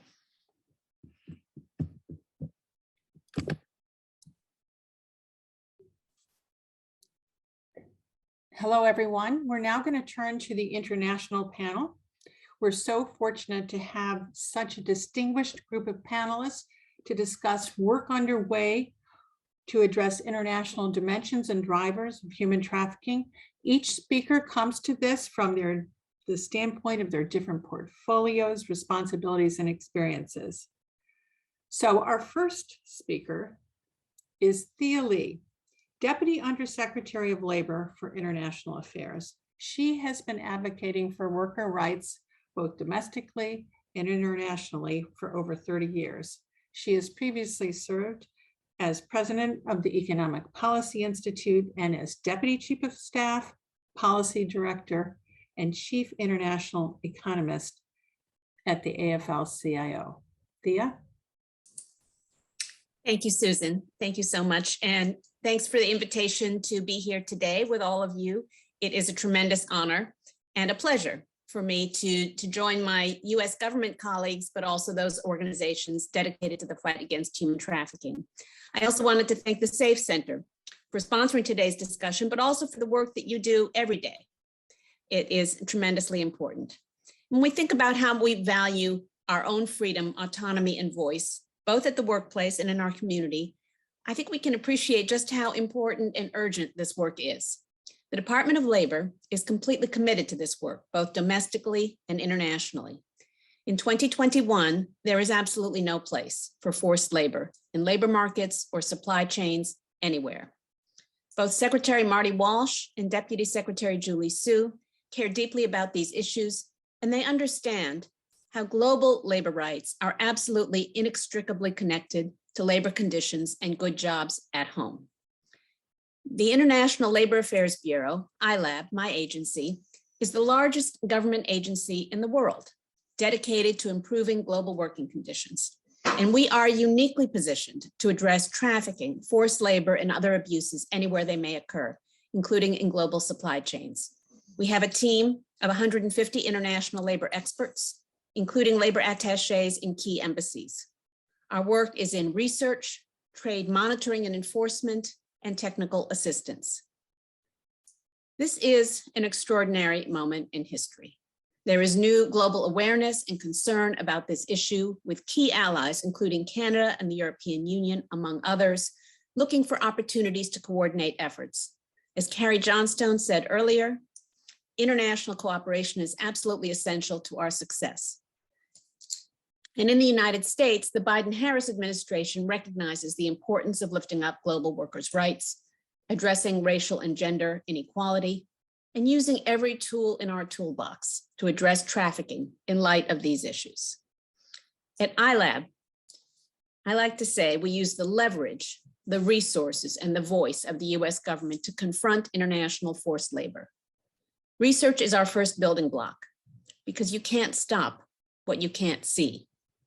We issue 3 flagship reports on international forced labor and child labor to inform government action, but also to shape our own technical assistance programming.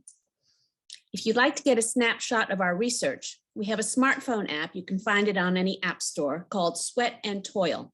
And that can show you just in one place in your hand, in your phone, where there is forced labor or child labor in the production of goods all around the world. You can search by country, by good, or by the labor issue. And for businesses, we have another app called Comply Chain, which provides a step-by-step guide to develop robust social compliance systems to root out child labor and forced labor in supply chains. And we have a new tool we call the Better Trade tool, which integrates our DOL data on international child labor and forced labor with US import trade data. It shows which imports into the United States have a higher risk of being made with child labor and forced labor. You can find that tool on our website, dol.gov/agencies/ILAB. And you can also check out, we have a bunch of job openings at ILAB under usajobs.gov. Just put in ILAB to the agency.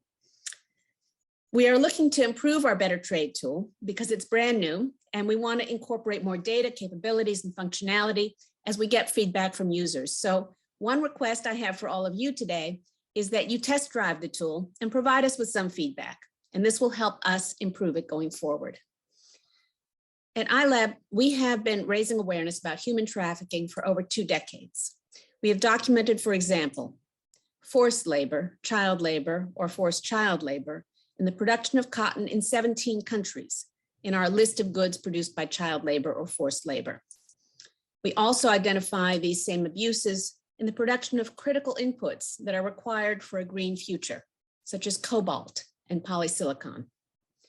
But we are currently, and I'm excited about this, expanding the depth and the breadth of our research in accordance with a mandate that Congress gave us to include not just goods produced with child labor or forced labor, but also products that are made with those inputs. And you can imagine that that dramatically increases the scope of the work that we need to do to try to trace whether it's cotton or polysilicon or cobalt or palm oil throughout the supply chain. We also flag goods that US enforcement agencies, like Customs and Border Protection, should scrutinize more carefully when enforcing US law. and in particular, and I'll talk more about this later, the prohibition on importing goods produced with forced labor into the United States.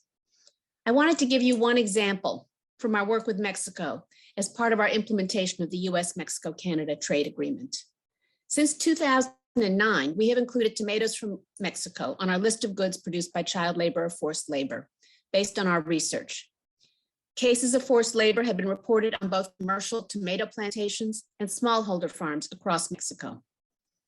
Many of these laborers report being recruited by middlemen that lie to them about the nature and conditions of the work, their wages and hours, and the quality of their living conditions. Once on the farms, men and women report being forced to work up to 15 hours per day under the threat of dismissal. Wages are illegally low, and workers report overcrowded and unsanitary housing conditions. These migrant farm workers often rack up big debts to company stores that inflate prices, forcing workers to purchase provisions on credit and limiting their ability to leave the farms. Some workers have reported threats of physical violence or abuse if they attempt to leave. Our reporting contributed to a decision by Customs and Border Protection to issue what we call a withhold release order against the imports of fresh tomatoes harvested or produced by 2 manufacturers in Mexico in October of 2021. Essentially, this order instructs personnel at all US ports of entry to detain fresh tomatoes from these 2 manufacturers and release them only if it can be proved they were produced without forced labor. This is a powerful tool, motivating for both governments and business, and we are glad to work closely with CBP to ensure we are using it wisely and strategically. China is also a focus for iLab because of the estimated 100,000 Uyghurs and other ethnic minorities working in forced labor there. In 2020, we added 5 goods from the Xinjiang region of China to our list of goods produced by child labor or forced labor. It's worth noting that China now has 18 goods on our list, more than any other country. And as Carrie Johnstone said this morning in her excellent opening remarks, the Uyghur Forced Labor Prevention Act that was just signed into law on December 23rd gives new urgency and direction to this work. iLab will play a key role in implementation of the act, which bans all imports from China's Xinjiang region into the United States unless companies can show clear and convincing evidence their supply chains have not used forced labor. But research and interagency engagement is only a part of what we do to combat forced labor. We are also addressing trafficking at its source, supporting programs that elevate the voices of workers and survivors in an effort to root out labor abuse in global supply chains. We know that when workers can form unions free of interference, they are better prepared to report and battle labor abuses, including trafficking. And Carrie Johnstone mentioned Empower, which is our new multilateral partnership for organizing worker empowerment and rights with the State Department and USAID. This is the largest US government ever to support worker rights globally, especially freedom of association and collective bargaining. A key element of Empower is significant funding under the US-Mexico-Canada Agreement, which provides a foundation to address forced labor and other labor abuses in the US, Canada, and Mexico. Under USMCA, iLab is providing $180 million over several years to support significant labor law reform in Mexico, including grants to empower workers, reduce workplace discrimination, and combat child and forced labor. We have many other programs around the world that address forced labor and human trafficking, and I invite you to go to our website to learn more about them. In closing, I want to ask for your help again. First, we'd like you to use our new Better Trade tool and give us some feedback on it, but we also need your help in helping us to compile and provide as much information as possible on what is happening in global supply chains. All global supply chains of all goods. We issue a Federal Register notice every year to invite input from folks. You can imagine it is an enormous task to research and document the goods included in our list of goods produced with child labor and forced labor. So we need a global force of eyes and ears to join us in compiling information. If in the course of your work, you come across stories of exploitation in the production of goods, whether it's on a farm, in mines or factories or anywhere else, please reach out and share this with our Bureau. I'll leave it there for now and look forward to hearing from my other panelists and to a conversation with all of you. Thank you so much again, Susan, for inviting me to be here today. Thank you so much, Thea, for your obviously strong commitment to use all the tools in the box to address forced labor, and for talking about the importance of research and for the call for help. We will all work together to try to respond. Our next speaker is Dr. Charita Castro, a Deputy Assistant United States Trade Representative for Labor Affairs, where she oversees the agency's global and regional forced labor and human trafficking portfolio. She brings 2 decades of federal government experience working to improve the lives of vulnerable communities, including serving as the inaugural Chief of Research and Policy for the Office of Child Labor, Forced Labor, and Human Trafficking at the Department of Labor. Charita. Thank you, Ambassador Esserman. Good morning, everyone. On behalf of USTR, thank you for having me here today to commemorate Human Trafficking Awareness Month. Our office appreciates the opportunity to participate on this panel today with our other federal agents colleagues, and our thanks goes to everyone who have helped organize the panel, the organizers from the University of Maryland College Consortium, Prince George's and Montgomery County's Human Trafficking Task Force, and of course, our public libraries that allow us to access and read about human history and the human experience. As others have noted, Director Johnstone, Deputy Undersecretary Lee, and many others, combating human trafficking and forced labor is a priority for the Biden-Harris administration. And the Office of the United States Trade Representative, or USTR, as we like to say in government acronym speak, is grateful to be partners in this fight with you.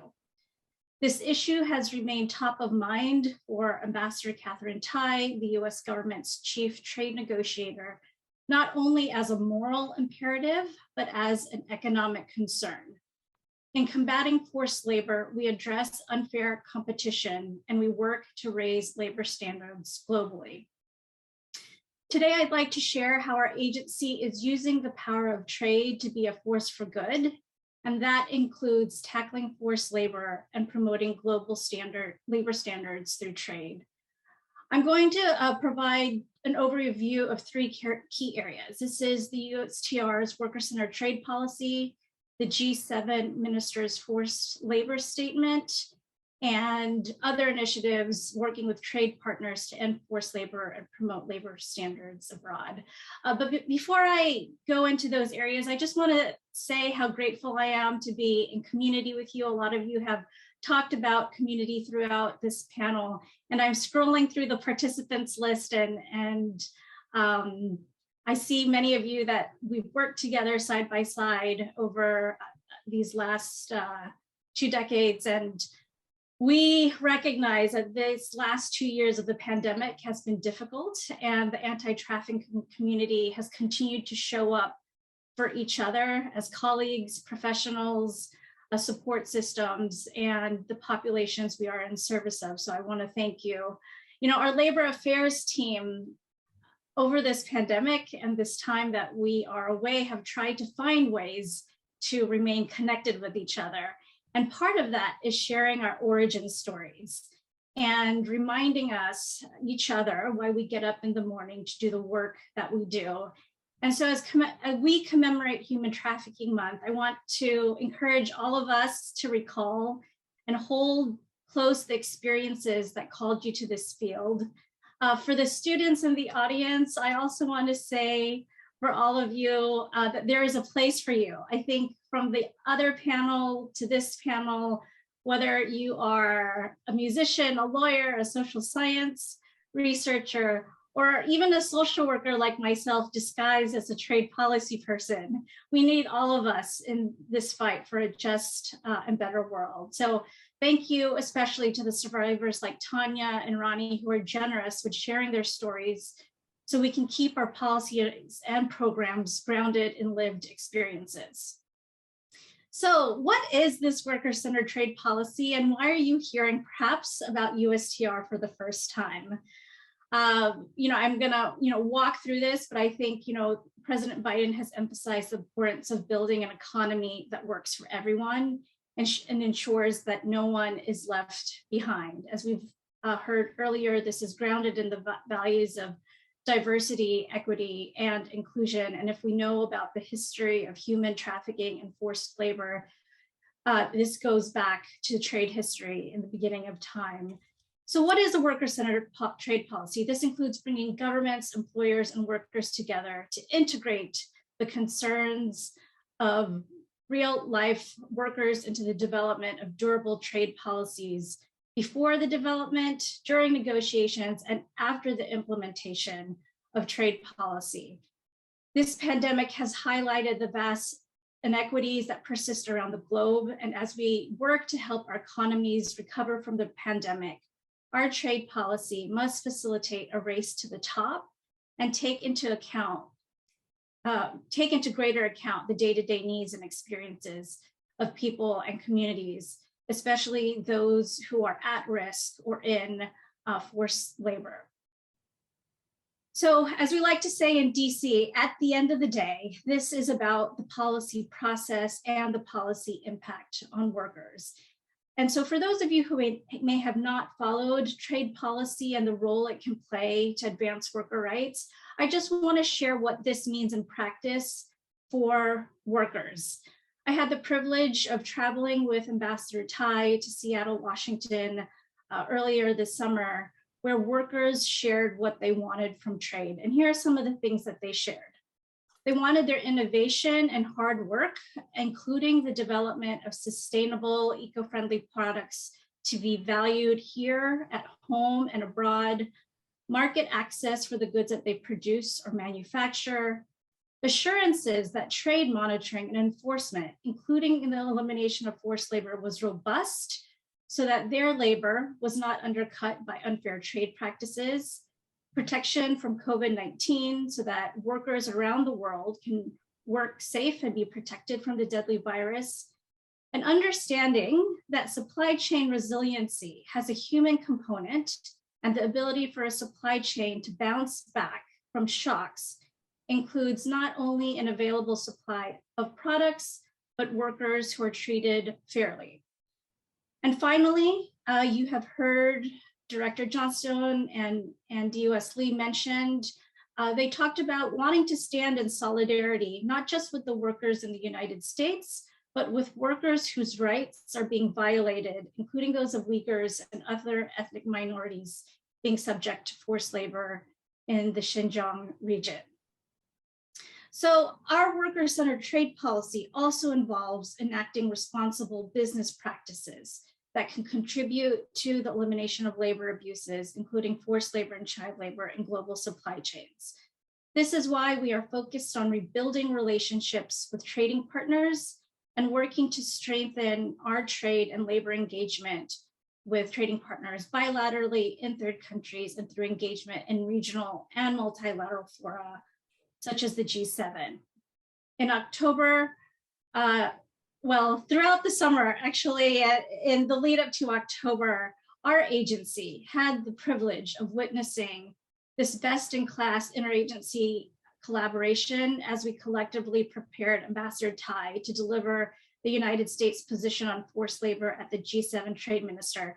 Karen Staus mentioned earlier that each of us as agencies, we don't work together alone, and we need to work with each other to work together for these mutual goals. And this was one of the greatest examples. I will say personally, you know, as far as one of my careers, and just seeing how all of our civil servants and leadership came together to help deliver a strong position at the G7 Trade Ministerial, which resulted in a strong standalone forced labor statement that was released in October. And during this process, we had the honor of elevating the US government toolkit that many of you have worked on over the years to develop over the last 25 years alongside foreign governments, civil society, survivors, and businesses who are also working to combat child labor. It is built on foundational principles to combat child labor in global supply chains. You know, we look forward to using this example through the interagency process to continue to combat forced labor. And so I just like to give a few brief updates on some examples how USTR has been doing this and utilizing the worker-centered trade policy. DOS Lee has already discussed the USMCA Mexico-Canada agreement, so I just here want to underscore that it does include some of the strongest provisions in the world on forced labor, including working together to prohibit the importation of goods by forced labor among the three countries. And we are continuing to work with our colleagues at DOL and CBP to strengthen cooperation with Mexico and Canada on this. In terms of bilateral cooperation, we have committed at the United States European Union Inaugural Trade and Technology Council to use our trade tools to tackle global trade challenges, including forced and child labor. And we are going to look forward to working to be more specific in the next couple of months about what that really looks like as far as concrete action. And multilaterally, the United States has brought the effort to address forced labor to the World Trade Organization with our proposal to address the prevalence of forced labor on fishing vessels. So none of this, these things are easy tasks, and it's why it's so important for us to continue finding relevant, timely, and practical approaches to combating forced labor as we work on the systems change in our interagency and with our trade partners alongside of you. And we're thankful for the opportunity to continue working with you, and we look forward to continued discussion. Thank you. Thank you, Charita, so much. I'm really thrilled to see forced labor at the center of the agenda at USTR, my former agency. It's really quite something to see. And thank you for that great explanation of worker-centered trade policy. That's the best that I've heard so far. So thank you so much. Our next speaker is Philip Hunter. Philip is the head of the Labor Migration Unit at the International Organization for Migration, the UN Migration Agency. His focus includes ethical recruitment, supply chains, and the rights of migrant workers. Prior to joining IOM, Philip worked at the International Labor Organization and at the US nonprofit Verite. Philip. Thanks, Susan. And let me add my deep gratitude for being here with you today and having the opportunity to speak on such a distinguished panel, as well as with such wonderful guests in our audience today. I hope that we'll have an opportunity to interact at the end of the panel and receive some of the questions and answers that we might be able to discuss a little bit further. I know our time is relatively brief today. Let me focus our attention on three very specific issues, and maybe I'll preface my comments by saying that I'm going to take a bit of a deep dive on issues of migrant workers, and in particular on the importance of ethical recruitment practices within the context of labor migration, and drawing the link for you to issues of forced labor and trafficking in persons. That's the first point that I really want to emphasize for you today. We heard a little bit already from Thea Lee, wonderfully drawing those connections between what happens at the recruitment stage within labor migration, facing job seekers and migrant workers, and what can result then in the employment stage in risks or conditions of forced labor. So to draw your attention to that area of the labor migration process. And then secondly, to emphasize, because of the links between recruitment practices, unethical recruitment practices in particular, and labor exploitation and forced labor, to argue strongly with you today the need for concerted effort and action focused on this issue of recruitment in the overall context of counter-trafficking efforts. And then thirdly, and this is the positive news, to emphasize to you that we're not starting from scratch on this topic. there's of course still a long way for us to go as we tackle these abuses broadly on trafficking and forced labor, and specifically in the recruitment phase of labor migration. But we have a number of international initiatives, as well as national and subnational initiatives that act as, let's say, beacons or inspiration for us to take this forward. So let me start with that first comment about making the links for you between recruitment practices and forced labor and labor exploitation. I don't think I need to go into detail on this topic. Simply let me emphasize two forms of abuse that we hear regularly when we talk about topics of trafficking and forced labor, or when we read media reports about these topics. One is, very importantly, the fees and costs that are charged to job seekers or migrant workers by recruitment agencies, for example, illegal or those actually formally licensed and registered with government, sub-agents within that context of recruitment, who may be charging fees and costs, sometimes in the thousands of US dollars, in some cases even the tens of thousands of US dollars, that ultimately result in migrants being in conditions of debt bondage when they arrive at their place of work, wherever that might be and in whichever industry that might be.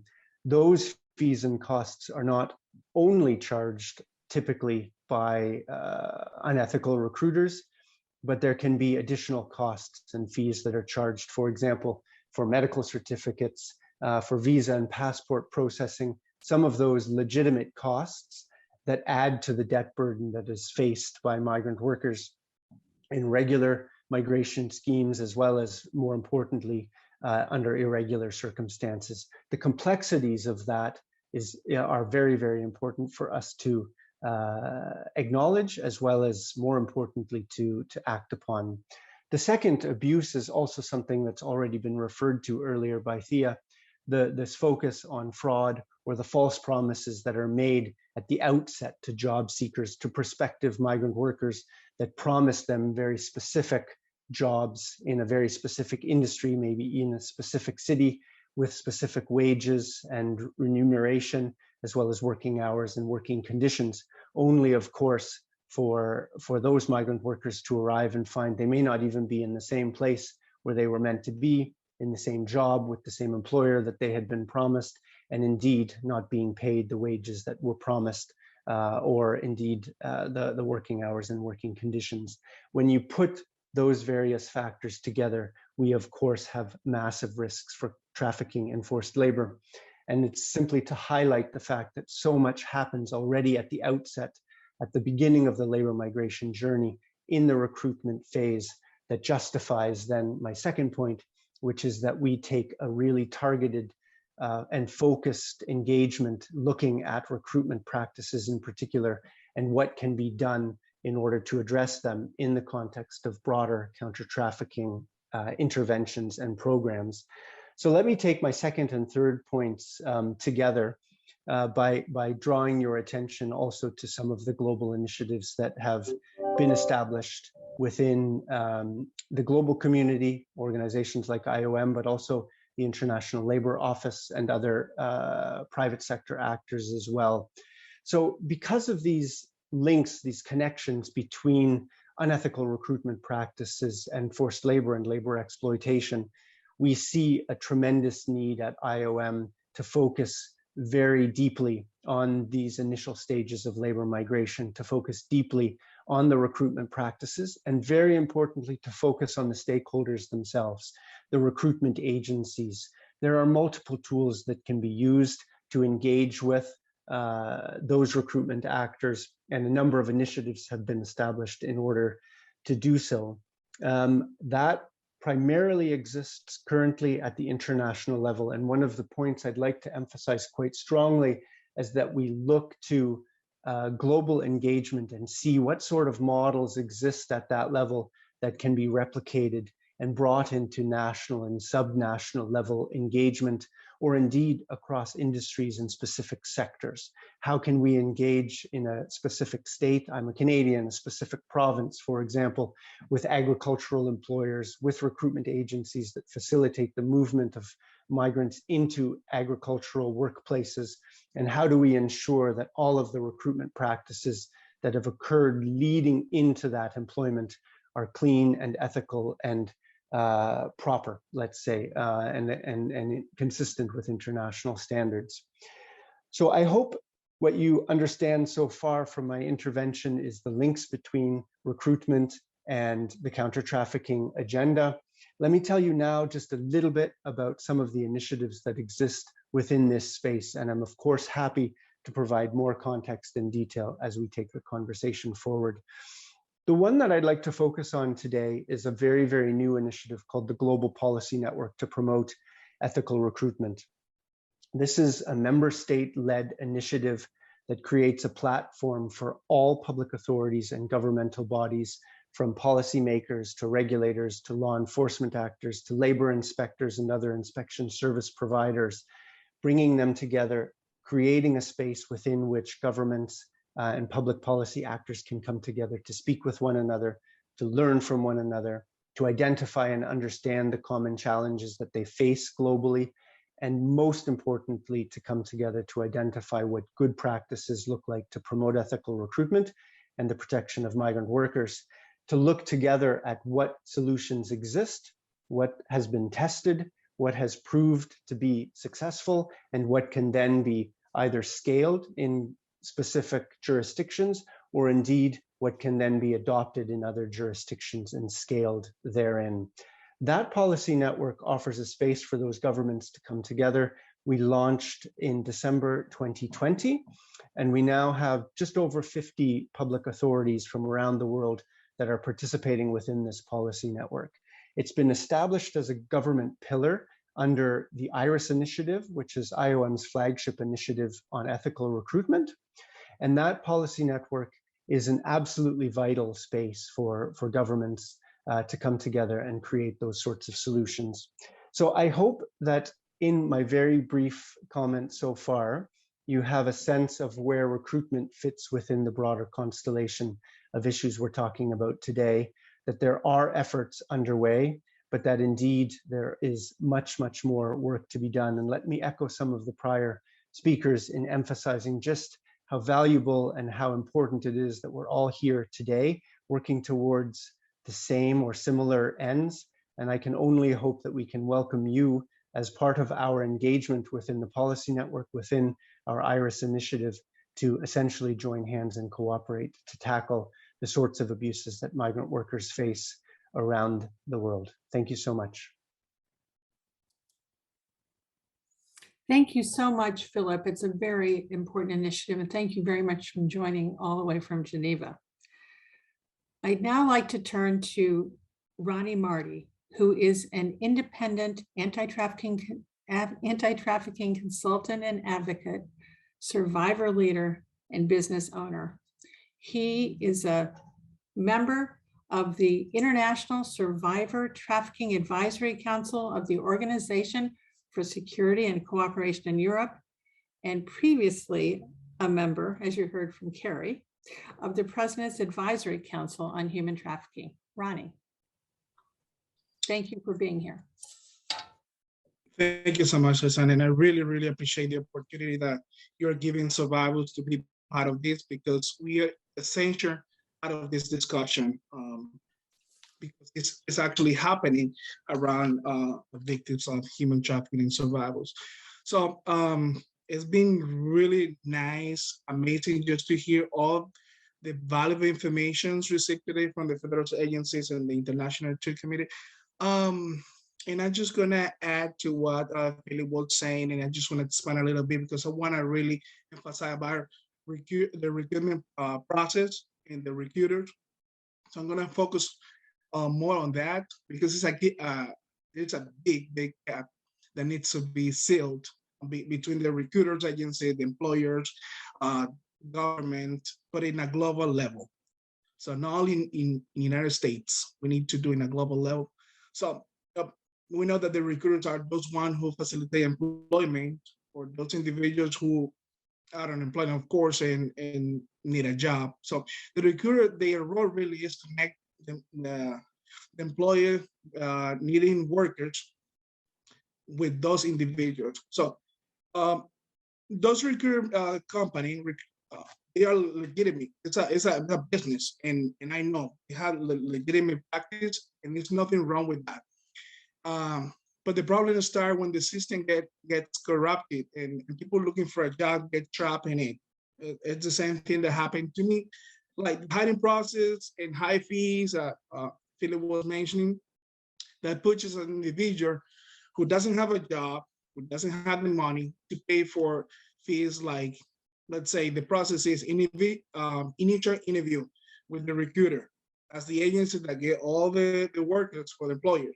So you gotta pay them an initial fee for that, which is most of the time it's really high. If you don't have a job, you don't have the money, you don't have a way to pay unless you look for that money with someone. So how to pay for medical exams once you supposedly pass the interview with the recruiter. So more fears are coming because once you pass it, that you got another interview with the employer. And then if you pass and when you're accepted by the employer, you have to pay another fee for that. So in no mentioning transportation, which is, let's say, including from the visa process, when you go to the consulate to apply for the visas, your flight tickets, that. It states in the, and I like that because the Labor Department, they had that very clear with the H-2B programs, where the employers, they are obligated to pay for their workers' transportation, because it doesn't make any sense just for someone who needs a job to come to the United States, but before that paying so much money, getting debt, and then supposedly to get back the money that they already paid in advance for the transportation and doesn't get that money back. So that's when you really start getting in that advantage. But also the recruiter agencies are charging, they are getting money not only for all the fees that they are charging an applicant, but they get money from the employer because they are the one who got the workers. It's what is the business. So a recruiter say, I get you the workers, you pay me a certain amount of money per worker, and that's where they make the money, apart from all the fees that they charge to the applicants. And it just, it's so ridiculous. So it brings the individual apply for the job to be in debt. It's like in my case, but I had to ask family and friends to pay for the hiring process.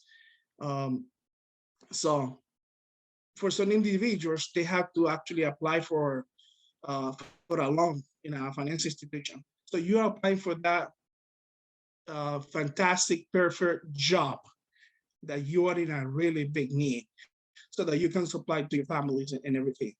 That is when the advantage starts.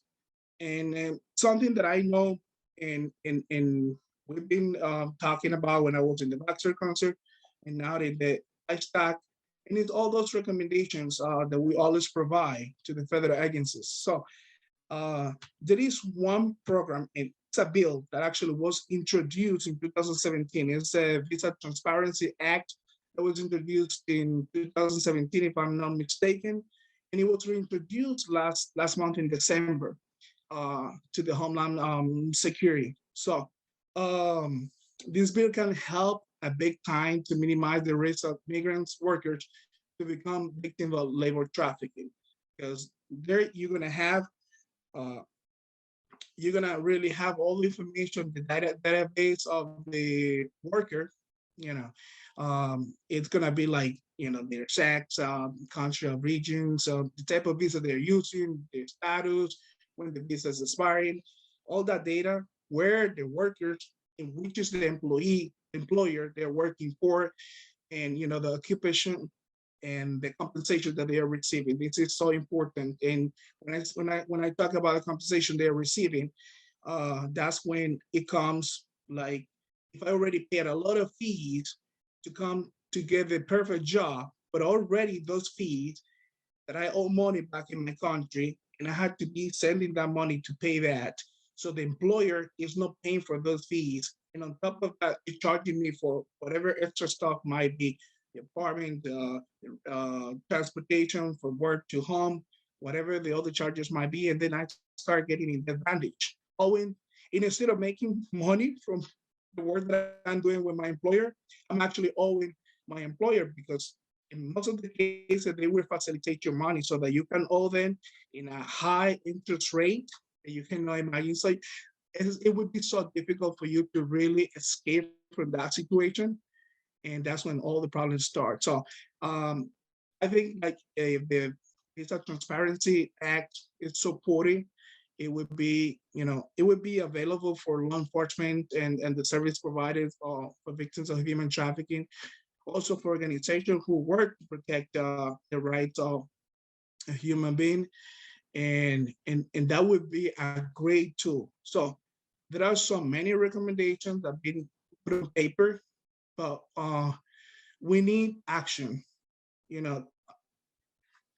The reality is that a lot of things look so beautiful on paper, but not realistic. So we need to take real actions, and government, they need to be involved in that. And I know they are. They've been doing, especially in the United States, they've been doing all in their power, because I'm a witness of that. I work with federal agencies.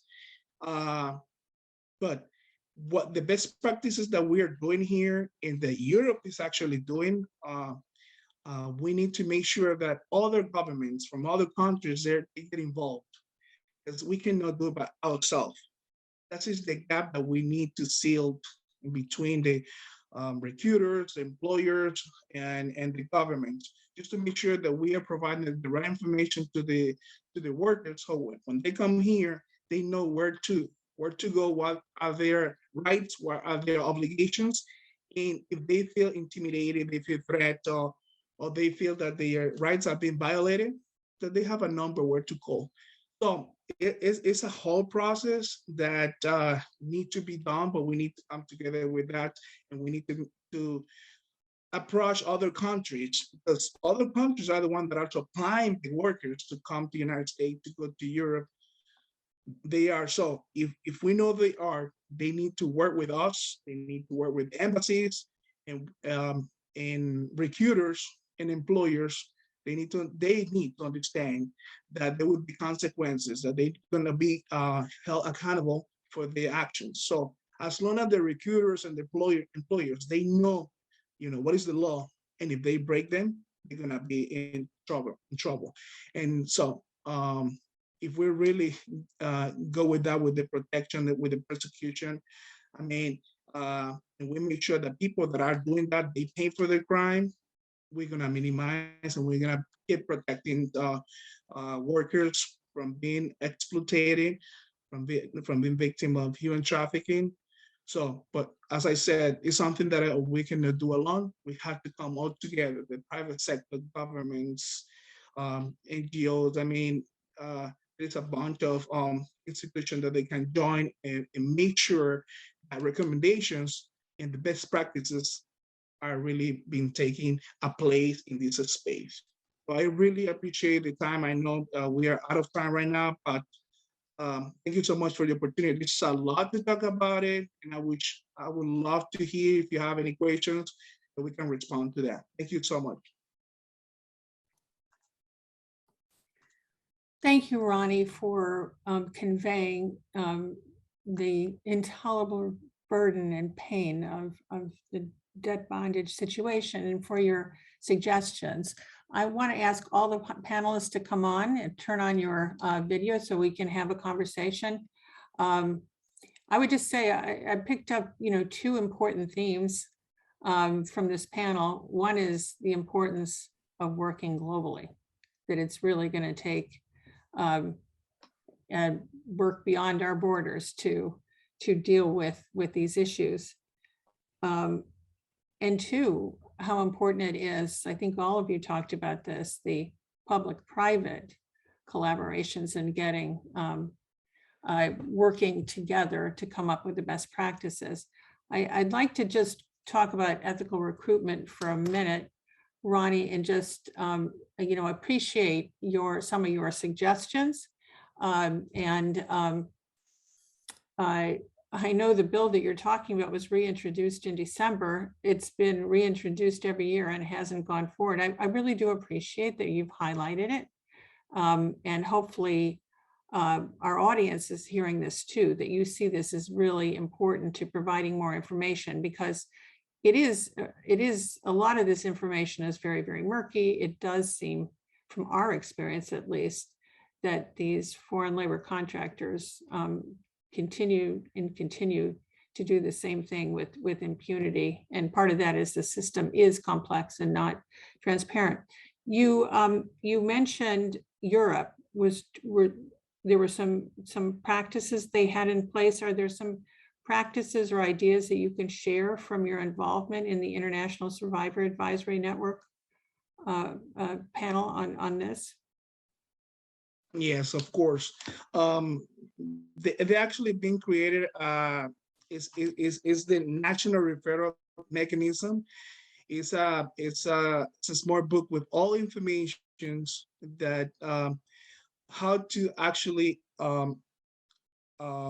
interact with other governments, the stakeholders, how to make them to listen, and how to provide the protections for human beings, how to fight human trafficking in all ways, and what they can do.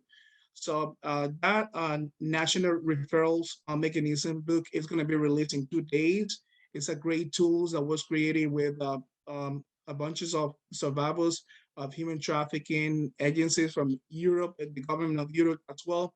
So, and NGOs it is actually well created, and it will provide information awareness to the public, to the other governments, and how to really just seal those gaps of human trafficking, how to fight it, but essentially how to protect human being rights.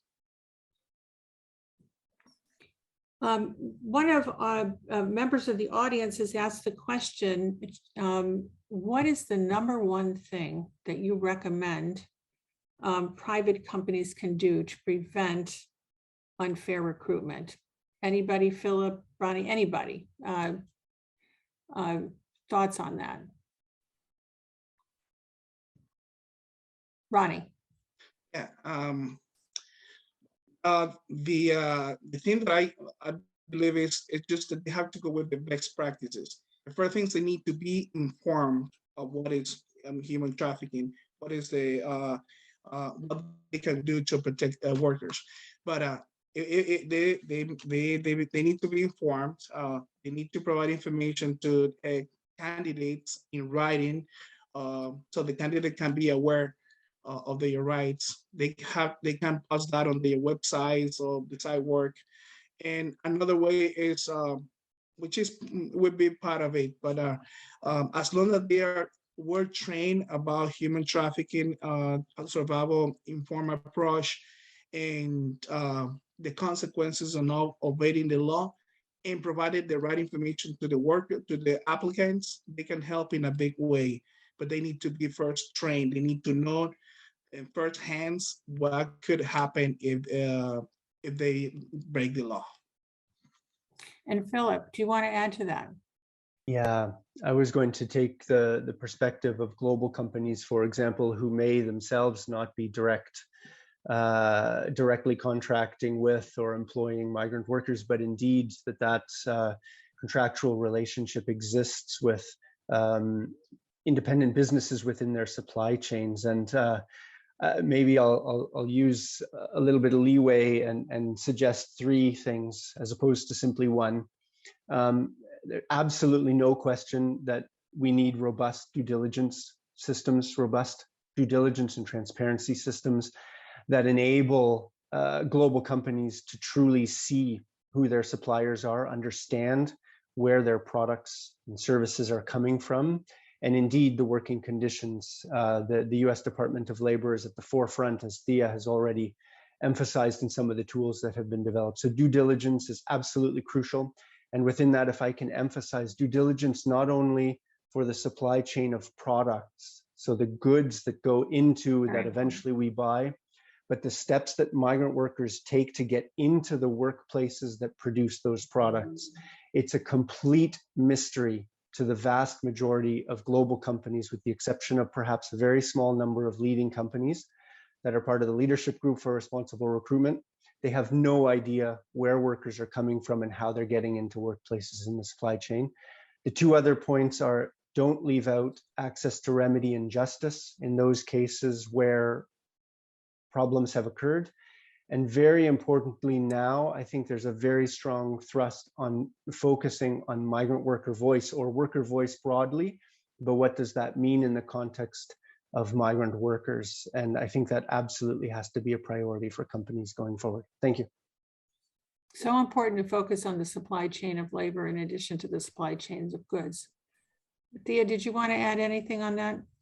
I did, and I think this question sort of brings together all the different threads that we've all been talking about today: migration and trade, and the responsibilities of governments, but also of corporations. And one of the points, I think that the new tool that the ILO is putting together, the Fair Recruitment tool, is really important. It gives a lot of guidance to business, like this is what you should look for a responsible recruiter. We have a lot of these folks who are totally unscrupulous and take advantage of the vulnerability and the poverty and the lack of information that folks have. And so a couple of things that we're doing at the Labor Department. One is this consular partnership program, where we are trying to make sure that workers that are in the United States have access to good resources so they can learn what their rights are. But we also want to educate the businesses about what their responsibilities are. And one thing I would say about supply chain, sort of building on what Philip just said, is that I think we're in a new era with global supply chains, where the responsibilities for businesses are more than they have ever been. And it's not really acceptable anymore for a company to say, I just have no idea who or what is in my supply chain and how people are being paid or how they got there. As Philip said, it's a mystery, but it shouldn't be a mystery. Companies are paying for goods and services. They're putting their name on the final product. They need to accept that responsibility. And I think that's what some of the new research that we're doing and the new enforcement tools that we have through the withhold release orders and so on is, I hope, bringing that home, that this is a new era, and there are new standards in terms of transparency and integrity in global supply chains. And companies need to step up, and governments, of course, need to do their part as well. Can you just elaborate a little bit on the consulates, the new staff in the consulates, and how they interact, and how survivors can access that resource? So we've just signed an agreement with the government of Mexico for this consulate partnership program, which is reinvigorating, reestablishing a program that used to be in place. And we are working with the governments of Honduras and Guatemala to put a similar plan into place. So what this does is create a partnership between the Labor Department and the consulates that are all over the country. So this is a place where migrant workers can go to their own consulate and get information in their own language that is safe, where they have a trusted advisor. And we are also trying to make sure that all of our Department of Labor investigators have the kind of training that they need to recognize certainly signs of trafficking or other problems with migration. And when we look at our root causes of migration, we are looking all the way back to Central America, to Mexico, to the originating countries, to make sure that the governments there are providing resources and training, and that these unscrupulous recruiters who make money off of trafficking in human beings are no longer allowed to play that role. So that's a very important resource that is certainly not widely known out in the community. Charita, I wanted to ask you a question based on my prior experience.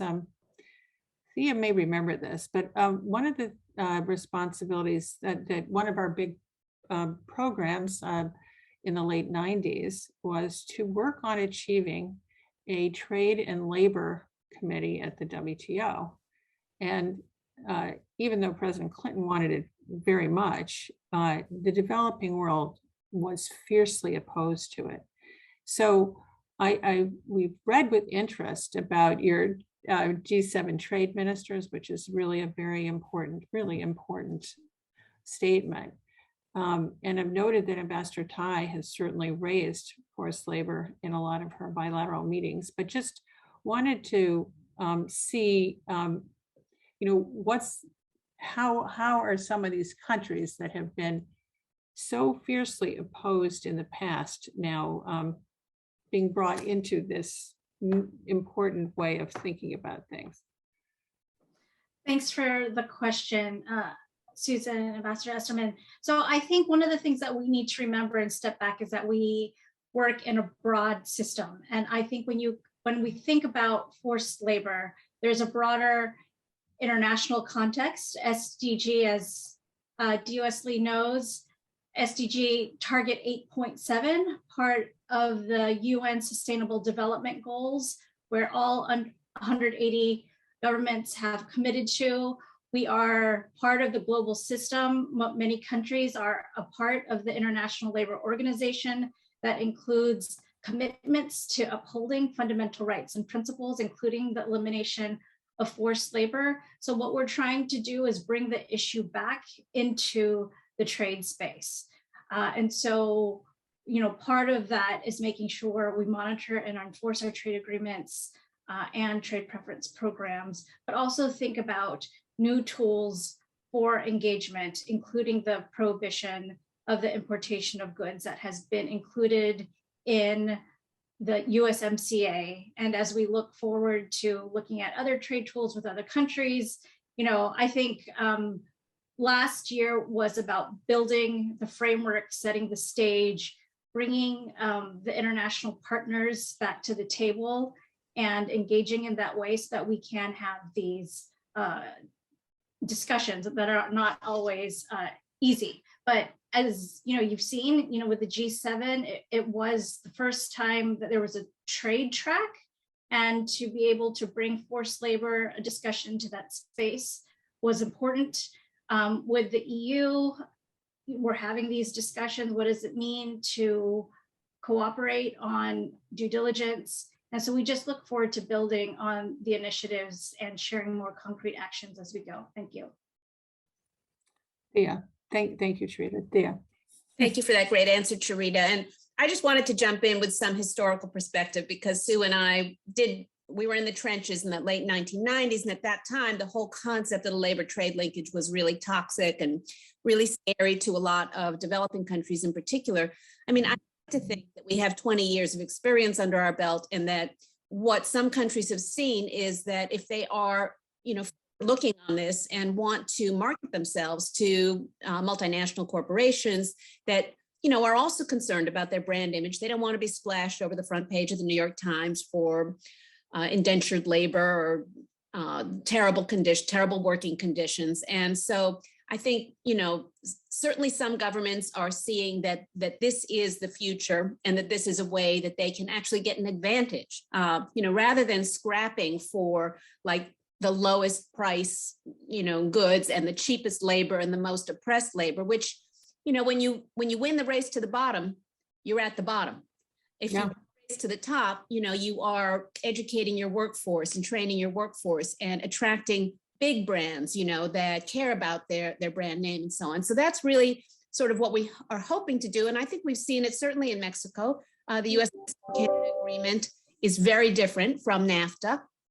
It has tremendously powerful worker rights provisions, and that was with the full cooperation of the Mexican government. And we now see that the labor law reform that's happening in Mexico is really important, is giving at least Mexican workers the opportunity to form independent democratic unions at their workplace. And they can see that trade is a tool that is helping them to accomplish that. So that's the optimistic take on where we're going.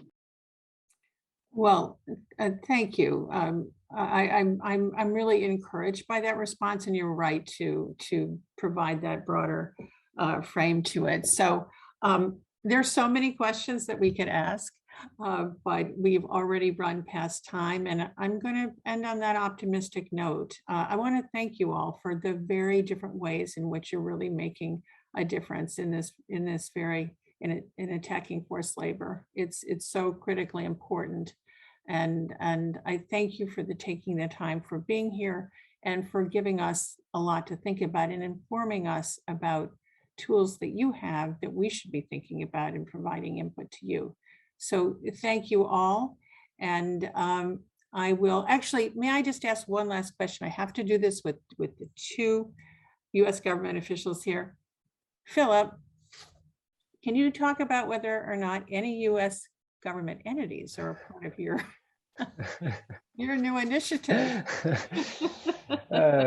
Thanks, Susan. The labor commissioner in the lovely state of California, has recently joined our global policy network. So we are super pleased and super honored to have the state of California as a member of the policy network. We, of course, hope that many other public authorities at both federal and state level will join the policy network soon, because I know that counterparts around the world will benefit greatly from the voice and political support of the US government in participating in the network, if I can put it that way. Thanks, Susan.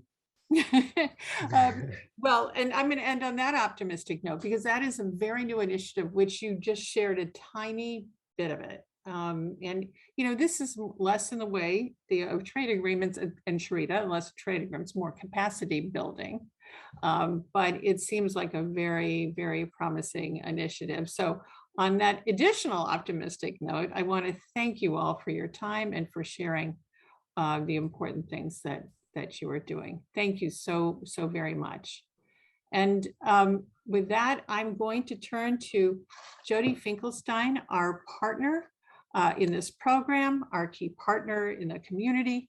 She is not only the chair of the Montgomery County Human Trafficking Prevention Committee, but she's also the executive director for the Montgomery County Commission on Women. Jody. I love ending anything on an optimistic note, so thank you so much for that. I would like to thank all of our panelists, all of the community sponsors and co-sponsors for this exceptionally enlightening seminar. I know that I'm leaving with a lot more questions than answers, which is never a bad thing. I'm also leaving with a theme, and I was taking notes and I'm putting it into the 3 C's. We need to stay collaborative in all of our efforts on the local, state, and national level. Today's presentation couldn't have happened without everybody on each of those levels. Also, commitments. We have all been working on this for a very long time, and obviously we're in this for a marathon as opposed to a sprint. And the last C that I came away with is communication. We need to communicate among the local, state, and national levels. We need to continue to communicate with our elected officials and, of course, all of our survivor leaders. So making sure that I stay optimistic and communicative, I'm going to end and again, thank everybody. I also wanted to thank our new elected chair for the Montgomery County Human Trafficking Committee, Wendy Stickle, who unfortunately had to leave, but she wanted me to share that she felt that this was an excellent presentation and she's looking forward to all of you. So thank you all again for all of your hard work and enjoy the rest of this day.